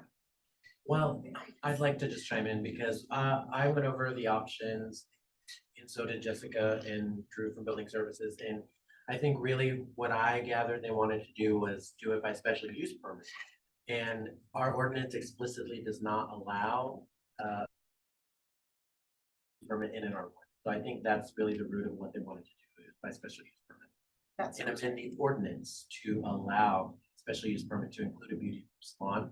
But like she said, it would be a 2 to 3 month process, especially at this point with holidays. I want to say, can I say something? Sure. To all these supporters and Tara, look at me, Tara. I've known Tara just as long as these people have. I get my hair cut down there. We all laugh and joke. You're not gonna do any harm. I see you not doing any harm. I see this, getting this all out of the way and doing it where I know that 2 people have protested publicly. About 10 have protested to me private. And I know it is because they told. But they seem to be okay with us doing it like this. Because that way, as long as you're in there and you're cutting hair and you're good, you know, people are gonna walk up. We all know that. We know what's gonna happen at this place. You're gonna do great. The lady's gonna plant plants and there'll be birds. It'll be beautiful. But we don't want the neighbors who didn't want it as a seed to constantly be upset. And that's what was gonna happen. And if it was the other way around, and you have to look at that, and I'm old now and I can do that. I couldn't do it at your age, but I could look and see if that was me, you know, I want somebody to take some kind of consideration. One who was adamant he was not, didn't like anything, this has won him over to go, well, good, because as long as you're there, it's okay. When that chair moves out and you're not there anymore, it goes back to residential. It doesn't stay. So it's just you. So you better be there a long time. I mean, those plants better be high and hundreds of birds. But I saw this as a way to let you have your dream and everybody around you not be pissed off the whole time. Because I know you don't want that. And I know that's how this has made you feel, like the whole world's against, we're not, nobody is, I'm not, you know? Yeah. But some people are, they live over there, and I can't speak for them, I'm not saying that I would have done it, but they did, and that's how they felt. And as a council, we have to look at the ones who don't want it and the ones who do. We all think it'll be a great business. It'll be fine. Yeah. This was the happy medium. They'll meet again November 27th. She can't be at this meeting. I'm gonna forego another meeting and go, and I'll say all this all over again. And I don't see a problem with it being explained like this, if they want to approve it. I mean, I think it'll get approved at the 5th, we can vote and you're in. That's it. That's why I did it the way I did. That's why I didn't call you all during every email I got. I could have called and said, I thought, you know, just let it play out. Yeah. And I think this is a happy medium for everybody involved. I agree. Okay, City Secretary? So I just wanted to note that it wouldn't be able to be considered at the November 27th meeting due to the publication deadline. We missed it. It would have been today at 12. We would have needed that. If I can For get zoning it, and planning? if I can get it in the paper, can you do it? Because I can get it in the paper. We're talking for zoning and planning. We're too Yeah. late to get it on for Yeah. zoning and planning. There has to be a certain amount of time of publication before the public hearing. That would have been needed to have been submitted today by 12.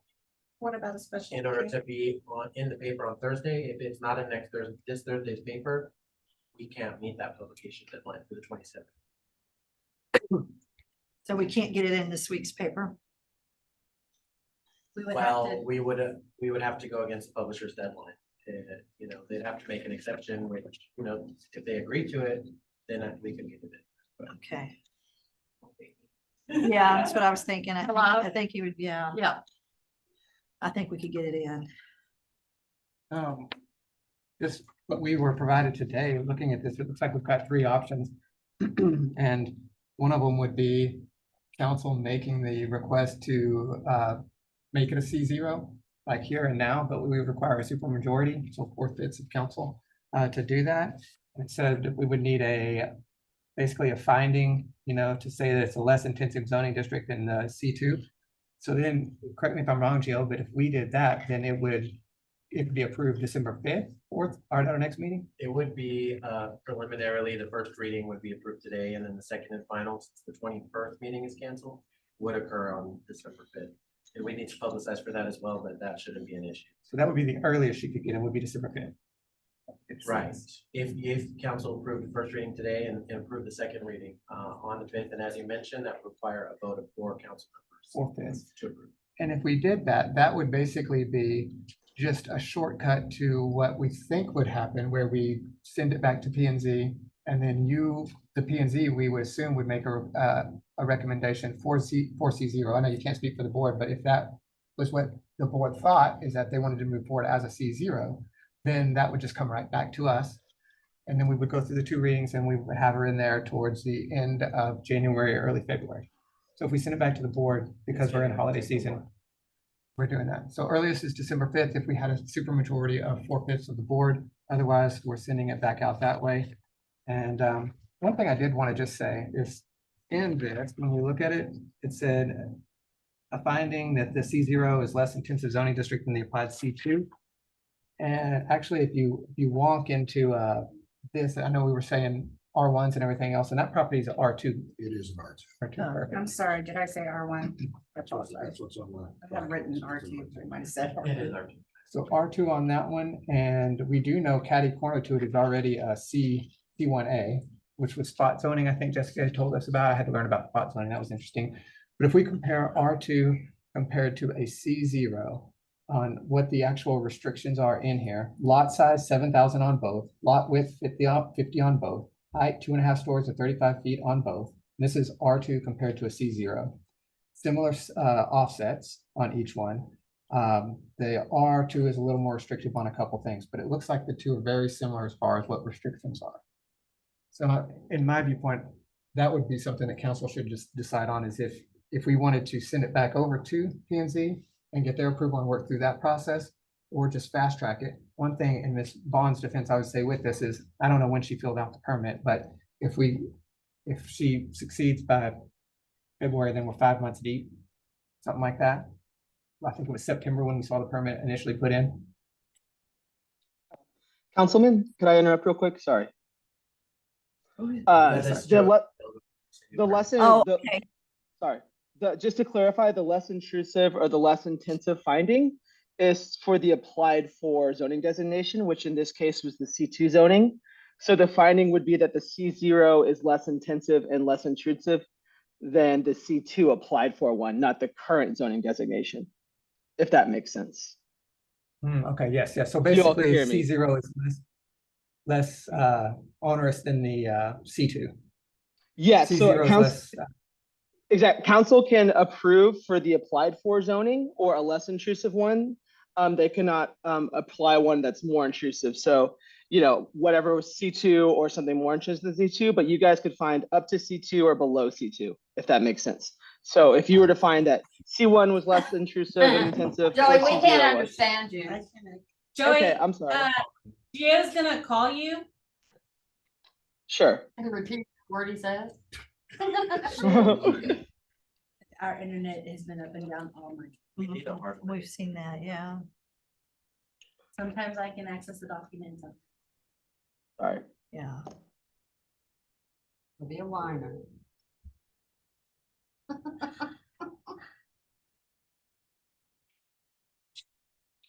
Put it on there.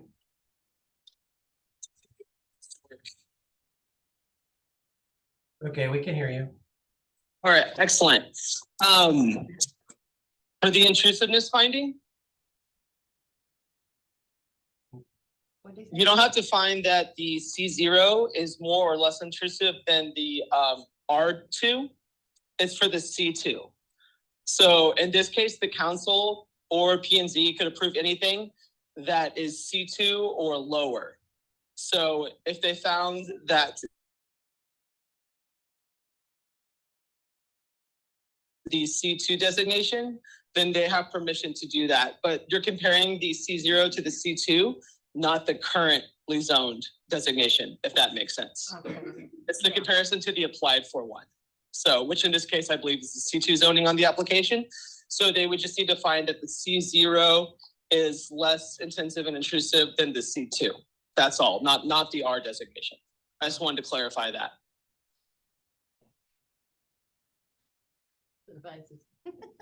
So if the council, Thanks, John. if the council wanted to go that route, then We they would could. make an motion to amend to approve the application with the less intensive zone of C0, and that would be reflected in the ordinance. We'll have it amended for the second reading. That's the motion on the table. Sorry, Gio, that would also be the case if they're gonna send it back to P&Z, the P&Z would need to make a similar finding. So if council does intend to send it back, if they go with that option, either option, we'll just need to have that finding, if that makes sense. So.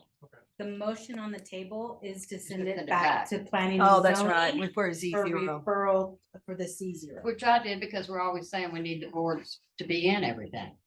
And they honestly weren't fully aware of the options they had. Yeah. I feel like The they option are is to aware send it now. back to them. Feel like what? I feel like the P&Z is aware now. I feel like if we have to find a finding in either, it's either council finding the finding immediately or sending it back to P&Z and then they find the finding. So we're reaching the same end of the road, but do we do it December 5th or do we do it late January? Well, I don't know if Wendy wants to speak on behalf of all of P and Z either. Come on, Wendy. I know that everybody, I think was pretty much on the same page as we wanted to fast track it as much as we could. And have the impossible, everybody happy.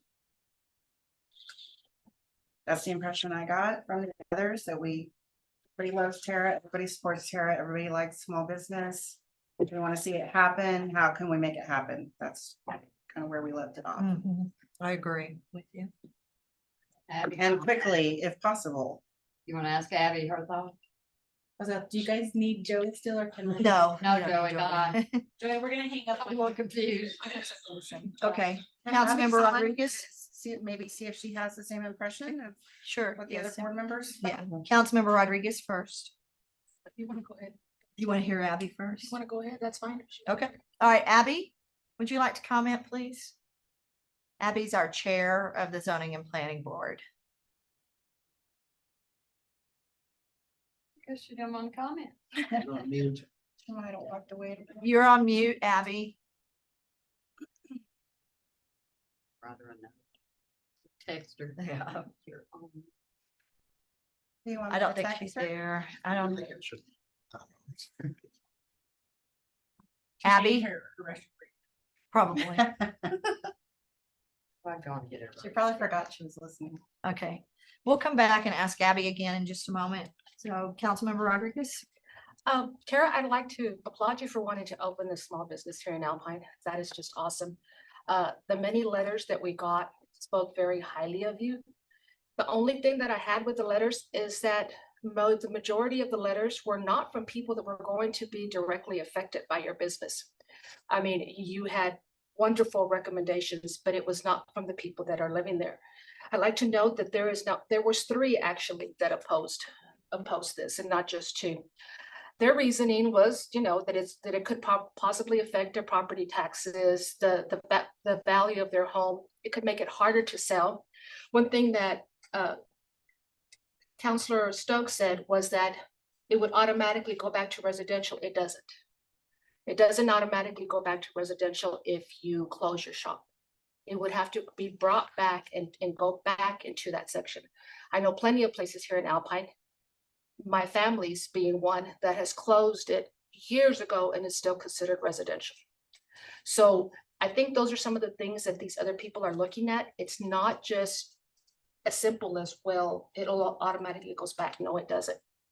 A lot of those homes are older. They consider themselves, even though they're not registered as historic homes, they like to look at themselves as historical landmarks. People have mentioned that there's the police department and the American Legion. Yes, they understand that, but they also realize that they don't want any added traffic.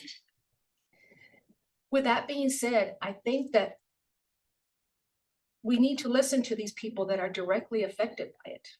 It's just great that everybody is wanting to do what we can to have you open your business. Awesome. Taking a vote tonight, I feel that we are not giving the other 3 individuals the time that they need to address what they want to. They were pretty adamant on their letters that they don't want to see this happening. And although I want to see you open a shop and succeed and do awesome, I think that as much attention needs to be given to these 3 individuals as we are giving you. Okay. No, not during this section. Sorry. All right, Councilmember Sandate. I think it'd be better to take it back to planning and zoning, see what they come up with. Okay. Councilmember Stevens. Yeah, thanks, Mayor. So I know Tara, I know the work that you do, and I think it's terrific, and I'm glad you're stepping out on your own for all the right reasons. And so I think you'll be wildly successful as well. I've looked, and when I was on council before, one of the ordinances we put in place was to allow R1s to be able to have home businesses to give them the success that they needed. I noted you live in a commercial building, but you're looking at using a residential area. Can you just give some sense about why you chose not to make your commercial residence, Home I live in? the one you live in, a place where you have your business and want to go into residential? And I've been by the area. It's a beautiful area, so I get no, but I didn't want to ask you anytime. I want to ask kind of in public. What's going through your mind on that? I did not want to mix. Sir, can you come up to the podium, please? Sorry.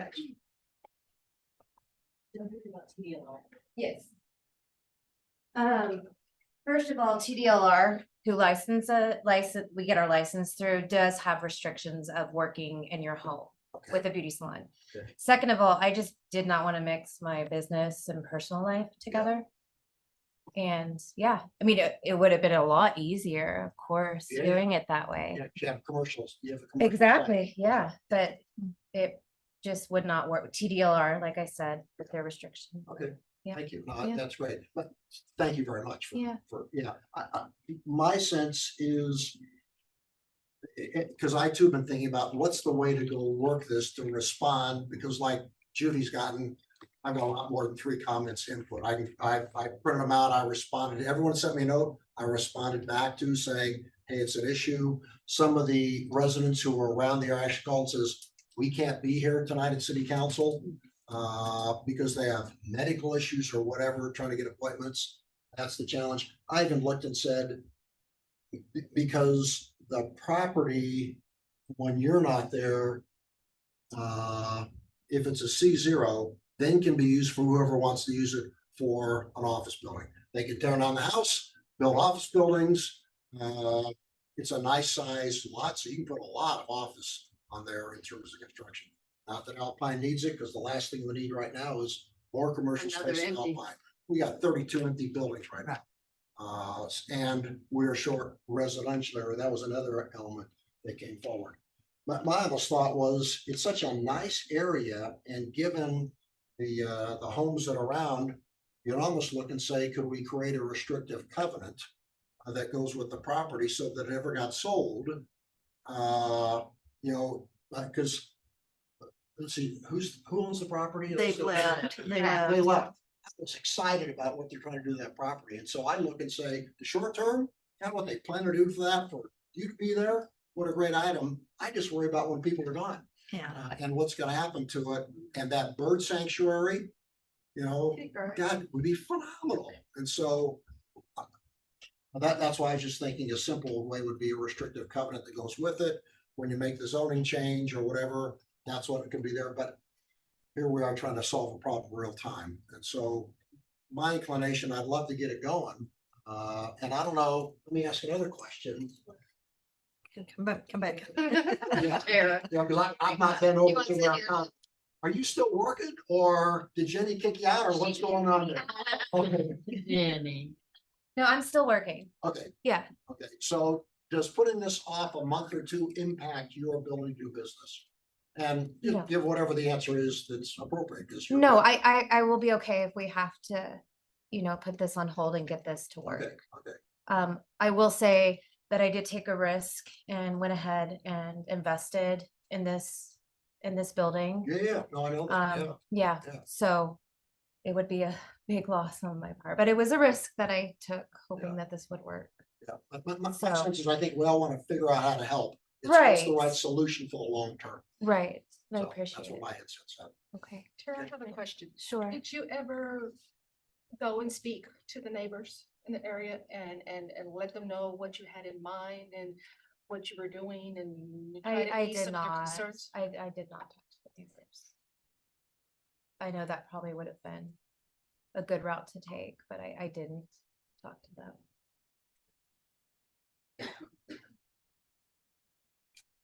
Okay, Councilmember Nance. I had a couple other questions, not really for Tara. but, Oh, okay. Okay. Oh, Oh, goodbye. What board are you in, Tara? Yeah. Did you vote for me? Just kidding.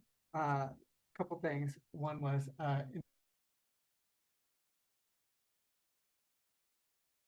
the ones that have audibly called, yeah. Absolutely, Yeah, they've and planning and zoning only knew of 2 at their time, so that's why she said 2. A lot of people don't want to go on the record. But, Yeah. I mean, they want to gripe and they want, and they know I'll come up here and tell y'all that they called and griped. I mean, so that's why I ran.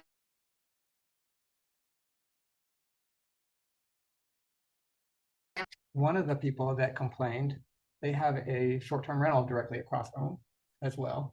And there's also the catty corner that is zone C1 to Ms. Bond's property. So there is actually, it's one owner, but they have 2 STR properties right next to one of the persons that was complaining.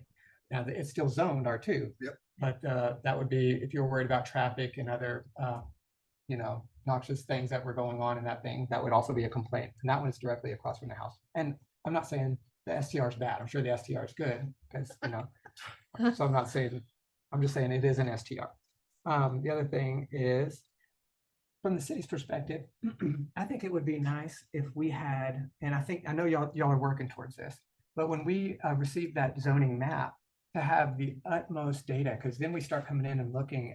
I had looked at the one on the website for Dollar Generals, and Dollar General is a C2 in this section. It was county, so you said C2 up north. But my favorite Dollar General, the one when you enter town, that one is still listed on the zoning map as a C1A. So getting that data up to date so that we can make informed decisions. Zoning and planning is working on that. which is, And I think they have it actually finished. They're just waiting to get it into map form. that's what, and that's a separate conversation. I was wondering, how do we do that? Because I'm just fascinated. But that could We're be, gonna tie this into the C2 zoning application. for- Kara's gonna have all this free time. I'm sure she'll do that. So actually, as part of planning and zoning, when they evaluate this application, they did look at the map. So Matt Walters has provided a list of all of the resolutions / ordinances. We do have a follow-up to that as well, just be prepared for a very long ordinance. That has been changed from when the original map was approved in 2013. All of that information has been given over to the Rio Grande Council of Governments, who actually has a digital version GIS software of our map to properly update. So she's working through the long list of this parcel, this parcel, this parcel, this parcel, so that we can get back before council to have a new official map. a couple of things just to go through, about the people and allowing them the ability to speak, you know, for this rezone and everything else. This would be the second occasion that they've had to come and speak, and I don't know, at the zoning committee, did anyone speak against, was anyone here actually to speak against it? We received letters, but We had, and I'm sorry, I don't remember his name, but we had one gentleman come and read the letter from one of the two complainers. Yeah, the complaints. It wasn't actually him. Gotcha. Yeah, and then the other gentleman was here, but he didn't want to didn't speak. speak. No, he didn't. And that's the He thing, wrote the city. that a lot of Yeah. them don't want to get up and Speak. Okay, so they did attend. Yeah. And the one thing I was gonna say too is just the process, if this is a 5-month process or whatnot, I think from the city's perspective, this would be great. We don't do a lot of zoning changes throughout the year, it seems like. So almost having it implemented where if you're going to do this, you need to talk to Jessica. And then she walks you through it. I think the very first person they speak to on permitting needs to be the expert. You know, before it even hits P and Z, before it hits us or anything else, because I knew zero Before you about make zoning expenses. before this. So that Jessica could shepherd them through this process and say, oh, you're looking at a C2? I think this would make a lot more sense, C0. It did start She like did. that. It was She did. overlooked. She did, yeah, she did. Gotcha. So the C0 was only created in 2020. So that is actually a new ordinance. And the only other thought that could have even applied to this was in 2014 when they did a special variance to allow a residential property to operate outside of its ordinance. And that was a special variance that said when the individual passed away, you had to remove those extra items. Those are the only two things that popped up into anyone's head. And that's what Councilmember Stevens was referring to, some kind of special variance. Actually, no, you're talking about Pierce Clinic back then. No, No. this was Cook's property with the grandmother. Okay. Where it reverts back, they have a variance, Tara has it as long as they Yeah. have it. When I was on council, and I couldn't find the ordinance that was passed, so I don't know where it's at. We actually have businesses run out of R1s, because people live there. We had a bakery operating at the time. We have a number of other home businesses that are operating illegally. We made them legal because that was their source of income. And we allowed that to, and I have no idea where that. Behind the elementary, my aunt used to go there to get her hair cut in that big old white house with the fence. Yeah. I mean, it was a beauty shop forever, Yes, yeah, forever, yeah, we legalized that. right there behind elementary school. And it seems like there's not a lot of, when we look at the restrictions, there's not a lot of difference between R2 and C0. I guess that's when you graduate up, you're gonna go to the C0, then C1, C2. Industrial, Yeah. as you matriculate. Yeah. But But R1 is primary, or Rs are primarily residential. The Cs are commercial. Gotcha. Yeah, that is the difference, what you're trying to do. Oh, So I feel like, just based off of y'all's conversation, that there's a level of compromise to get this project to move forward. It's just a matter of you guys need to decide moving forward as is. Reducing to a CO or letting P and Z have the opportunity to reevaluate, provide the notifications and get the additional feedback. even if P and Z doesn't reevaluate it, I would like to see the three or the rest of the neighbors, there was more than three that actually some others called, notified about what is being I've been contemplated. in contact with them. You know, for them to know, okay, now we're looking at doing the C0, you know, would you all would y'all be okay with, I mean, I think they need to be included in. Moving They've it back been to, yeah. contacting me, and I have no doubt in my mind that I'll hear from both of them tomorrow. And one of the third, he submitted his feedback through the one that I'm in contact with. So I'm against doing anything tonight. You know, I think that we need to take into consideration. I What would the- say, if you move it back to planning and zoning, the notification process starts over and we provide all of that back out. How long does a typical zone take if everything's done properly from the start to the end? About 1.5 to 2 months. 1.5 to 2 months. And, you know, even a little longer depending on when it's submitted, because then we have to schedule for the publication deadline for the first meeting and P and Z and the city council, so. So in a perfect world, 1.5 to 2 months. And that's with quorums, meetings, all being met. No holidays. Taryn, maybe this would be your time to go back to and speak to them.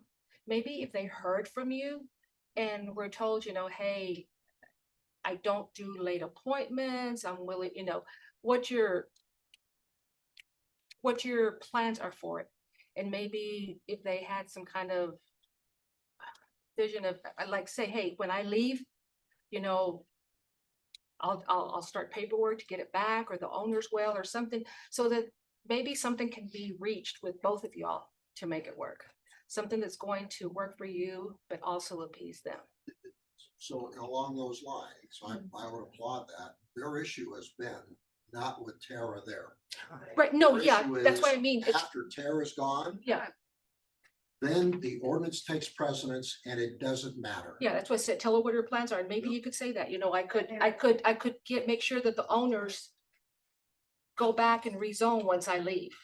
You know, I will ask that they rezone, or That's why I almost look and say, put a restrictive covenant on it, goes to new property. Then if restrictive covenant's in place, That's what I was referring Can't to. send You it had as long as mentioned they do that. They can do it with that on there, right? the property owner would have to say, I accept the restrictive covenant on my property as follows. Which is what I was referring to as a variance. So Yeah, that's what you were but if talking you do- well, about. It's not a variance, it's a restricted covenant that all deed owners going forward have to comply with. The property owner could put that on, so when it gets sold, It's It's outbuild an will. office building. it'll still be there. okay, It so goes only with the when it deed. gets sold, if they keep it themselves, it won't change? If they keep it themselves, won't change. So the So, restricted so covenant if says, Tara gets out of the place Yep. and they keep it, it's gonna stay as commercial.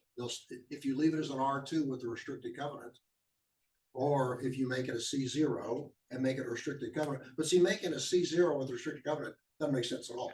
So it doesn't matter what Tara does, whether she stays in there or not. As soon as she closes the shop, it goes back to residential. Right, that would be an R2, that's correct. Okay, city manager. So there are policies and processes to restrictive covenants as well. Oh, yeah. no, I know. That's the same time period. It's an ordinance, it's a process. Well, Tara said she would be okay. The process set. And this is where I really think, I mean, you have planning and zoning, you Lot have of- an advisory board. I think you need to take it into consideration, amending R1 and R2s.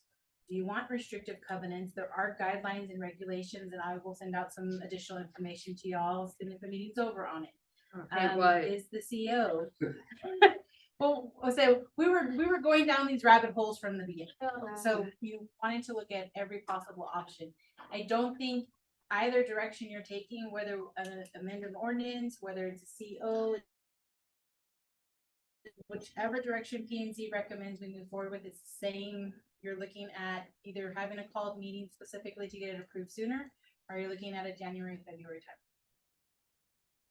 Including the restrictive covenant. Because that would have to be an ordinance, and we would have to make sure we take some legal guidance on that, because we don't fit into some of those bubbles, being that we have zoning ordinances.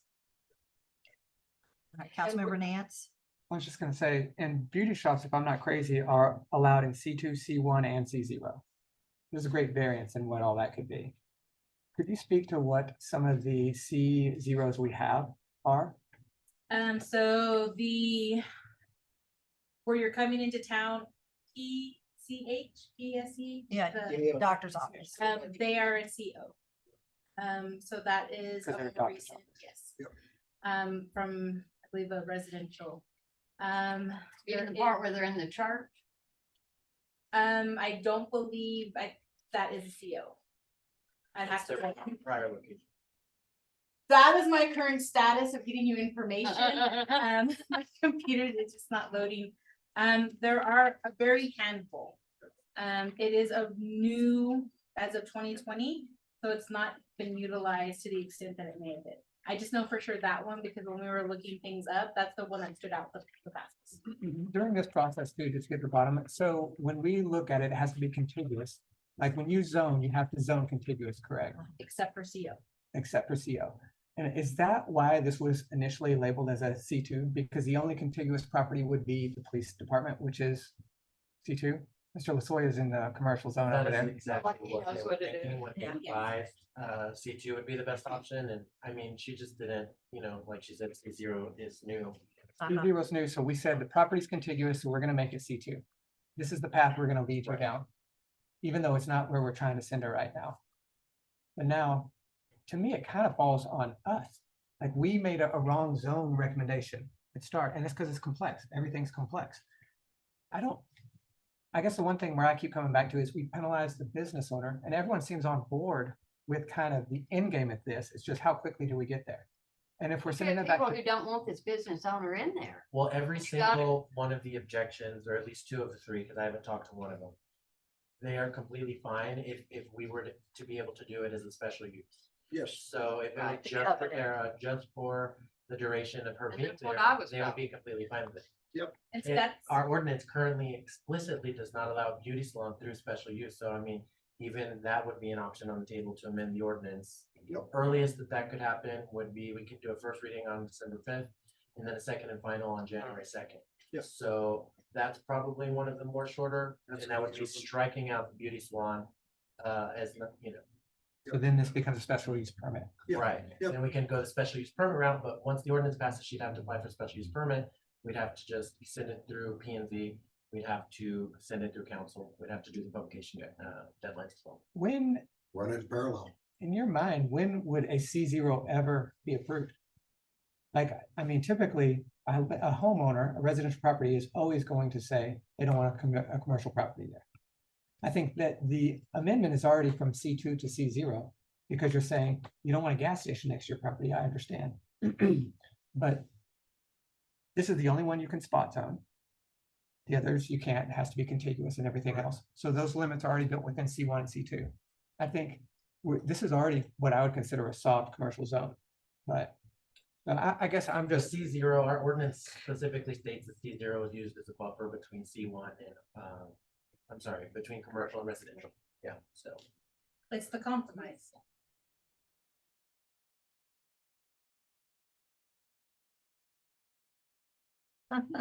in January, where does the board see this going? I would approve it. No doubt in my mind, but I feel like we need to give P and Z a chance to be a board and commission like we told them to be. We're supposed to. And I think they should be allowed to vote on it again with this new CO. That's just my opinion. Y'all vote how you want, but now that's the motion I made. That was what I told the homeowners who didn't want it. They've given too because they don't have anything against Tara being there. They may be over there getting their hair cut. I mean, you know, it wouldn't surprise me a bit. It's the going on that they're worried about. And this to them was a wonderful compromise. And I think it'd be the best thing for Tara because it gets them off of you. You won't have to hear this the rest of the time. Well, they went on and approved it up there, you know, and it's not on me. I don't care. I didn't run. If somebody doesn't like the decision I make, I'm so sorry, run against me. Next, I can tell you when you can file. I'll give everybody an application. But I think it makes it easier for you to have your business and them to live around it. And that was the happy medium I was trying to get to. By sending it to P and Z, we don't give them guidance. Okay, we're telling them what we'd like for them to do. Take it back, we'll vote, it'll be done. And then everybody is on the same level. And then P and Z knows, oh, wait, why are you applying for a C2? You should do a C0. We just did that with a little beauty shop. That's all you have to, and that's what'll happen. maybe not. Yeah, I think if it goes back to ZMP, then they'll discuss whether to do the C0 or to keep it residential with the special variance. From what I'm hearing, both would take the same amount of time. Councilmember Rodriguez. I'd agree to that. Okay, Councilmember Sedate, I agree with that. Thank you. Councilmember Stevens. I have one last recommendation. Uh-oh. So it sounds like all of you all of the people that were opposed to it were in agreement with the special use permit. Why not send it back to P and Z? Let them deal with the C0 application. We could look at amending the ordinance to taking out the beauty salon. So that way, you know, ultimately it's going to be approved by special use permit by the council each time. You We'll know, run we could kind parallel. of, yes, Yeah, exactly. we'll run parallel so that either direction, we're not slowing down the process. And then at the end, whichever direction we go. So what I'm hearing you say Is is that what I made the the motion? zoning and planning would consider either the Z0 or residential with the special At the use. same time, me and We Megan will add, we'll do the residential. Yeah. could work on amending the ordinance to strike the beauty salon exception, make it to where it is approvable by a conditional use permit. There you Right, which would stay residential, the owners sell the property, whatever, 20 years down the line, it stays residential. So the motion on the table is to move to send it back to planning and zoning to reconsider the CO zoning for the property. Should we add? That's it. That's it. Okay, yeah, because I guess Wendy knows what the Don't ask discussion is. Darren anything. Okay, The rest from Gio and myself in discussions with planning and zoning. okay. Abby, are you there? Still on mute. Might have fallen asleep. I did take a little nap while y'all weren't looking. Should we call for the question? I'm here. Sorry. Okay, Abby. I was not Abby, did asleep. you, I just had did you multiple wanna make windows. a comment? Are you leaving P and Z? Yeah, well, this is, I volunteer a great deal for Alpine and I also own a company and I'm at the point. now- Abby, Yes, can we have Gio call you? yes, absolutely. Yeah, This let me. sounds real bad. Yeah, this sounds Okay. bad.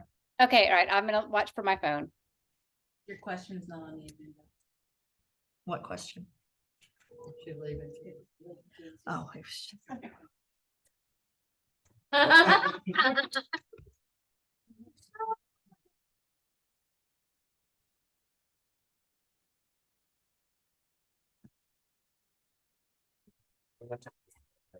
We're getting your We're voicemail, both- Abby. Yeah, we're both going to each other's voicemail, Gio and I. Okay, I'm now off I just turned on my ringer. So you can call me back. All right. Yes, that's what I was just thinking. All right, I'm here. Okay. Did you have anything to add? Have you heard our discussions? No, I think it's good. No, I'm glad. I think I'm glad it's. And I just appreciate everybody talking it through and, it was like super insightful and, I do think it's perfect timing to, as we are currently looking at our zoning map, discussing the importance of C1 versus C2 and this new CO is, I think that may be the key, but at any rate, we'll look forward to it coming back. And we can, hopefully Tara, I know she'll be open in a few months. So thank you. Okay, thank you. I'm gonna hang up on you, Abby. Okay, thank you. Okay, are we ready to call for the question? Yes. This has been a long discussion. Yes. Want me to read the motion again? Yes, please. Steve? Yes, the motion we're voting on is, I move to return the application back to Planning and Zoning Commission for official consideration for downsizing to a C-O Office Services District instead of the applied C2 Business District. okay, That was seconded by Councilor Nance. it was seconded by Counselor Nance. Let's vote. All in favor, please raise your right hand. This is to send it back to zoning and planning for consideration of a C0. Okay, so we have 4 council members in favor, Stokes, Rodriguez, Sandate, Stevens, and Councilmember Nance against, okay? All right, good. All right, let's move forward. Action item number 2, approve resolution 2023-11-01, a resolution appointing Councilmember Darren Nance to the Brewster County Appraisal District of Boards. I need a motion. I'll make the motion. I need a second. Okay, and discussions. City manager, this was your item. Yes, so Darren Nance filled in for the absence of Mr. Johnson after he passed away. We are required to fulfill the position for this upcoming term. It is a 2-year term. My recommendation is to allow Mr. Nance to continue on the board. Any other discussion? Councilmember Stevens, Been there, done that. Glad Darren wants to do it. Sandate, Rodriguez. That's Stokes? my exact thoughts. Good luck. Thank you, Yeah. thank you. Yes, thank you, thank you. Okay, all in favor, please raise your right hand. Okay, this passes unanimously, approving Councilmember Darren Nance to Brewster County Appraisal Board of Directors. Action item number 3, city manager, I'll let you read. I'm tired. Approve resolution 2023-11-02, a resolution authorizing the city to participate in an agreement with the state of Texas through the Department of Transportation to request the closure of North Highway 118 between Holland and Avenue E on November 17th through November 19th, 2023. I need a motion. I make a motion to approve resolution 2023-11-02 to close the highways. Okay, I need a second. Second. Discussion. City manager, this was your item. This is an annual event. This is for Art Walk. This is the closure between the 2 one-ways on Highway 118 so that they can set up the stage and have entertainment and have all of our tourists and locals enjoy the weekend. It is their 30th annual. I know, that's neat. It's a big anniversary. Councilmember Stokes, discussion. Oh, no, I'm good. Rodriguez, Nance, Sandate, Stevens. Let's vote. All in favor, please raise your right hand. I'll recuse myself. Okay, all in favor, please raise your right hand. Okay, so Councilmember Stokes, Rodriguez, Sandate, and Stevens voted in favor. Councilmember Nance is abstaining because he is on the Art Walk Board. And this was to approve resolution 2023-11-02. Okay, action item number 4, city manager. Approve resolution 2023-11-03, a resolution authorizing the city to participate in Aviation Routine Airport Maintenance Program, RAMP grant, program for financial assistance used solely and exclusively for airport maintenance at the Alpine Casparis Municipal Airport. Need a motion? That we approve resolution 20. I need a second. I'll second. Okay, discussion, city manager. So this is an annual grant that the city does go after. I am proud. I double checked. I had to verify this wasn't a joke. But this year, yeah, a 50-50 split up to 30,000. This year, we've been blessed by the state of Texas with additional funding. Our portion will be $11,111.11. The state will provide up to $100,000, and it is a 90-10 split. Wow. Which means for every dollar, they'll cover 90 cents of it. This is really important, especially I had brought up to your attention some of the projects that we want to move forward with.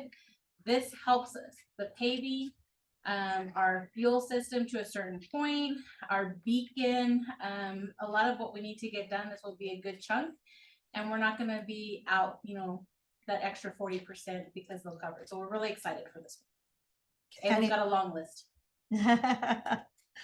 Okay, any other discussion? Councilmember Stevens? Sandate? No. Nance? I had a question on it. Reading the grant 4.1.b in one of the sections, it said taking this money, the units to be controlled by the sponsor for 20 years. And I was asking Megan, that means we have to be the FBO for 20 years? Yeah. Okay. Just wanted to Every verify. one of our grants through them, we are the sponsor. So that means if you had a private FBO, you wouldn't be eligible for this text dot grant. That's correct. Interesting. Which is the other thing I raised is we have to have an advisory board about any construction around the airport. That's a condition of the grant. Is that a aviation advisory or just transportation advisory? It's an aviation about any construction around the airport, taking into account the implications of the airport if there's any construction. Okay. So that's actually still in our ordinance. We have to have a zoning board. And that's for if you build within the county, which is around the airport. Oh, that's You right. can't put a 3-story hotel in the approach of a plane. So that does have to be written. That could be a problem. Which is why you want aviators, because you have to do clearances in terms of how you're. all that stuff. Which I think the way we have it set up is a completely separate board from, We do, but we could make it the same. Yep, and they can be whatever they want to be.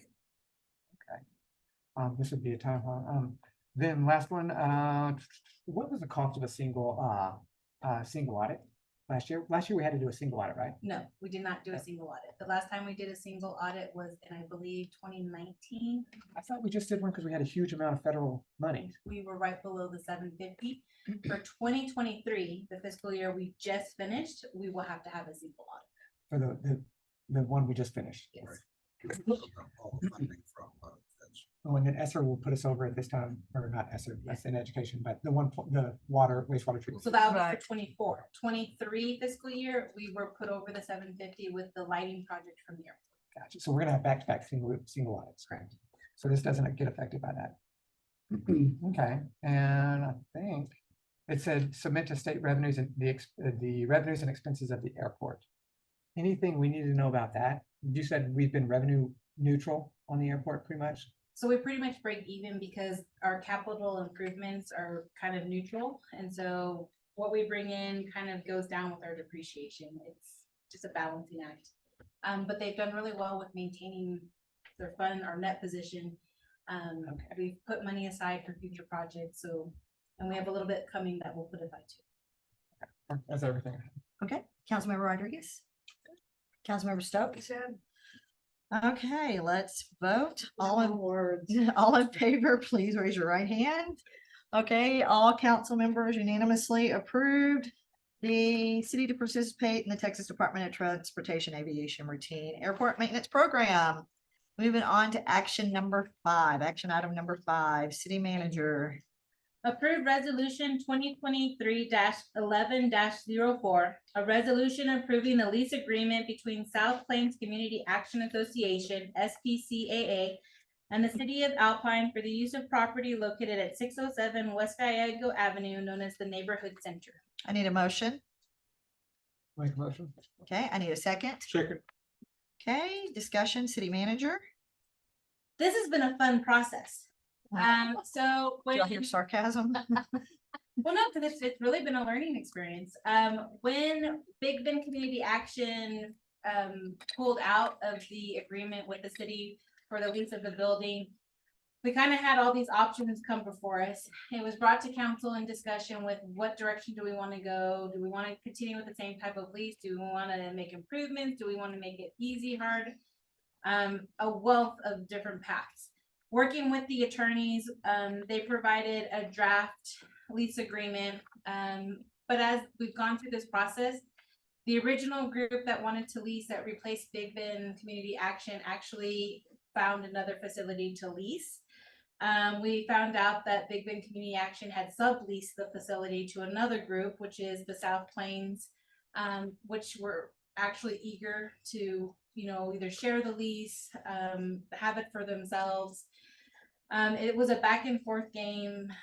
Ultimately, our attorneys recommended trying to find comparable properties for commercial rental space.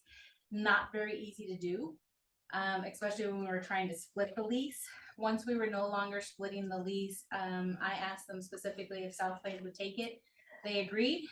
They would like the building wholeheartedly.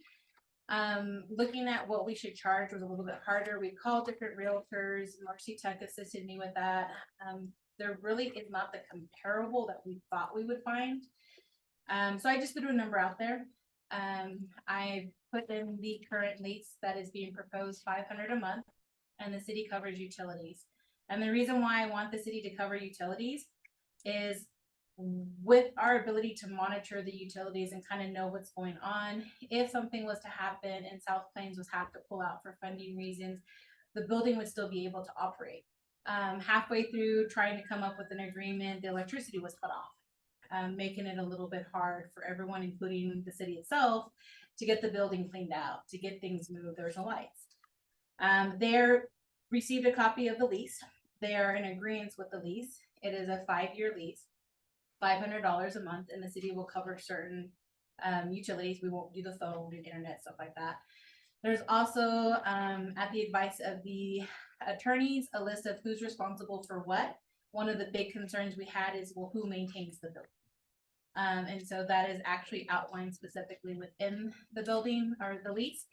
The only two things that will be considered outside is rekeying. I would like the building rekeyed. We don't know who has keys to what. It's smart. outside doors, easy to replace, that he can take care of it. And then a ramp on one ramp into the building that has no ramp, that is actually a safety hazard that I would like to have. But they're in agreement with it as long as council. Okay, Councilmember Stokes. No. Okay, Councilmember Rodriguez. I was gonna say, could you repeat that? but No. The only reservation I have is covering utilities, when we just told, not the food bank, the Sunshine House, that we wouldn't be able to help. This I is our building. I understand that, and we could also keep up with those expenses and set it up like with the electricity, that if they shut down, the minute that that account shut down, it automatically transfers to the city of Alpine. So the light would not have any interruption of services. Well, it did. It did. We would have to work that back with AEP to be able. Yeah, to I mean, check our- so that can be done as far as what you're saying, keep up with all that. That's just the only reservation that I have, is that we've already said, no, we're not going to do this. And then we're turning around and do it. And I do understand your reasoning behind it, but I think there's solutions to get to what you're wanting to know. And that's the only resolution, the only reservation I have with that. Councilmember Nance. One question I had was, how much were we receiving before from the previous tenant? 0. All right, so it's good stuff. Okay. That's all I have a question I had. Any words but up. Yeah, Councilmember Sandate. No question. Councilmember Stevens. So when you get down to it, it's kind of a break, but it's also. Probably. We'll make a little, because those utilities aren't Yeah. worth, they're not that high. Yeah, but in terms of maintenance and all the other things, we get someone like it. You don't think with electricity and all that, it's gonna go over 500? Does anyone serve on their board? Not within Alpine. No. So this group is WIC. This is the Women's, Infant, and Children's section of the South Plains community. What's already in there, So right? they were the ones that Big Bend Community subleased to without us knowing. Okay. And so they don't want to lose the ability to serve our area. Yep. So they utilize the building once or twice a week. The utilities are not going to be high.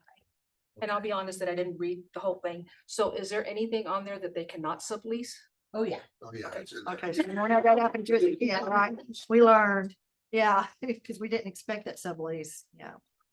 All right, we ready? I do want you to be aware that the only added piece to this lease was if they run out of funding, that they'd be allowed to break lease and leave, Yeah. which I am perfectly fine with, because then we can release it. But they were just worried about if they lose funding, if they'd be stuck, and I understood that. Okay, we ready to call for the question? All in favor, please raise your right hand.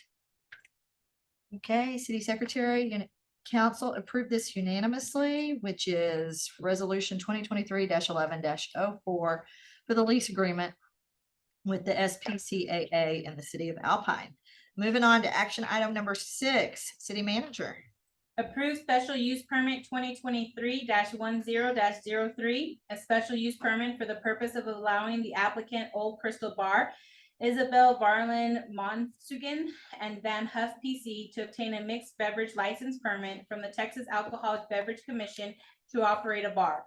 The property in question is located at 410 East Holland Avenue. The record property owner is 410 East Holland Holdings LLC.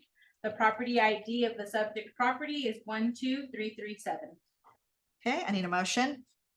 I'll make the motion to approve special use permit 2023-10-03. I need a second. I'll second. Okay, discussion, city manager. So they're changing, and Gio can correct me if I'm wrong, because I've been questioning. I believe they're changing the name of the owners to their holding. And so because that is considered a new application through the Texas Beverage TABC. Yeah, TABC, they have to reapply. Okay. They already have a permit. The bar's already serving mixed beverages and beer and wine. They're just following proper procedures. Okay, Councilmember Stevens. I have a question. I noticed in the illumination plan that they have to submit, that they said there's no outdoor lighting. How do we verify this is an opportunity that they're compliant to our outdoor lighting ordinance in dark skies? That is an absolute wonderful question. So we actually. It's a I wonderful visited at answer. night, and just check it out. Council workshop, right? Field It says trip. they have no lighting. They do have outdoor lighting. So several people have been assisting us citywide with all of the businesses. So we've already notified all of the commercial, whether they're compliant or not, Okay. that they have to be compliant within the next, now it's 3 years, Mm. 2.5. Yep. Stephen Hummel has put together a wonderful kind of map of who's not compliant, and we're kind of working through that. I know our building services and our permit tech have been out there and kind of made notes. Lord Gold's made notes. So as people have gone through, we've kind of given them, hey, you're not compliant, but you still have some time. Okay. Because we can't obviously enforce it until the 5 years is up. Yeah. Which is 26, right? No. Yeah. Yes, sorry. Yes. I go by fiscal years. Okay. So they are currently compliant, if I remember correctly, because they don't have the bright floodlights. They have their own crystal sign bar, and what they have on their patio is downward into this stage area. It just said no outdoor lighting. That's not true. So that's why I asked the question. Okay, Councilmember Sandake. No question. Nance. I just looked up the law firm. It looks like they just created an LLC, a liability, I guess, from the owners. That's And smart a move. Smart move, and they're out of Houston. So it's interesting. Yeah, thanks for it. Councilmember Rodriguez. Councilmember Stokes. Ready for the question? All in favor, please raise your right hand. Okay, all council members voted unanimously to approve special use permit 2023-10-03. That leads us to council member comments. Councilmember Stokes. Oh, God. I said I have no more words. Tonight went good. I'm glad we've come to a happy medium for Tara. And everybody else. I mean, that's good. I think it's a good thing. That's all I have to say. Okay, Councilmember. Councilmember Stevens. Anything else? Me either. So with that, I need to ask for a motion to move to the next agenda to outline each item for the executive session. We need to vote to go past 9. Oh, we shouldn't be going past 9. So I'll help. I think we're ready to close the meeting. We can't go into executive session Right. because we did not publish all the items associated we talked about. Yeah, so So my suggestion, I'm the one that put it on there. Megan and I have talked. We talked about adding it on as the second meeting of each month as a regular agenda item. And she's working with the attorneys to make sure we have the list. okay, so I need a motion to move the next agenda item to outline each item. We don't need. So what she's trying to, we're a motion to move the Executive executive to the next session. agenda. Yeah, to the next I'll subject. make that motion. Okay, I need a second. Second. Okay, any discussion? All right, let's vote. All in Darren favor? Cox, All in favor of moving the executive to the next agenda? So I'd actually like to amend that because we're not having a meeting at the end of the month and we're not meeting December. I guess it'll be December. It'll be decided to the next agenda, yeah, which would be December 5th. Okay, all in favor to move the executive to December 5th, please raise your right hand. Okay, it passes unanimously. The executive session will be moved to December 5th. It's gonna be a long meeting. Yeah. This was a long They're so meeting. fun. Yes. I'm gonna order pizza in the middle of it. Yeah. That's a good idea. We have to, yeah. Are we adjourned? Because there's also, oh, yes, we are adjourned at Any objection? No. 8:41. 8:41. My computer's still on. Jeez.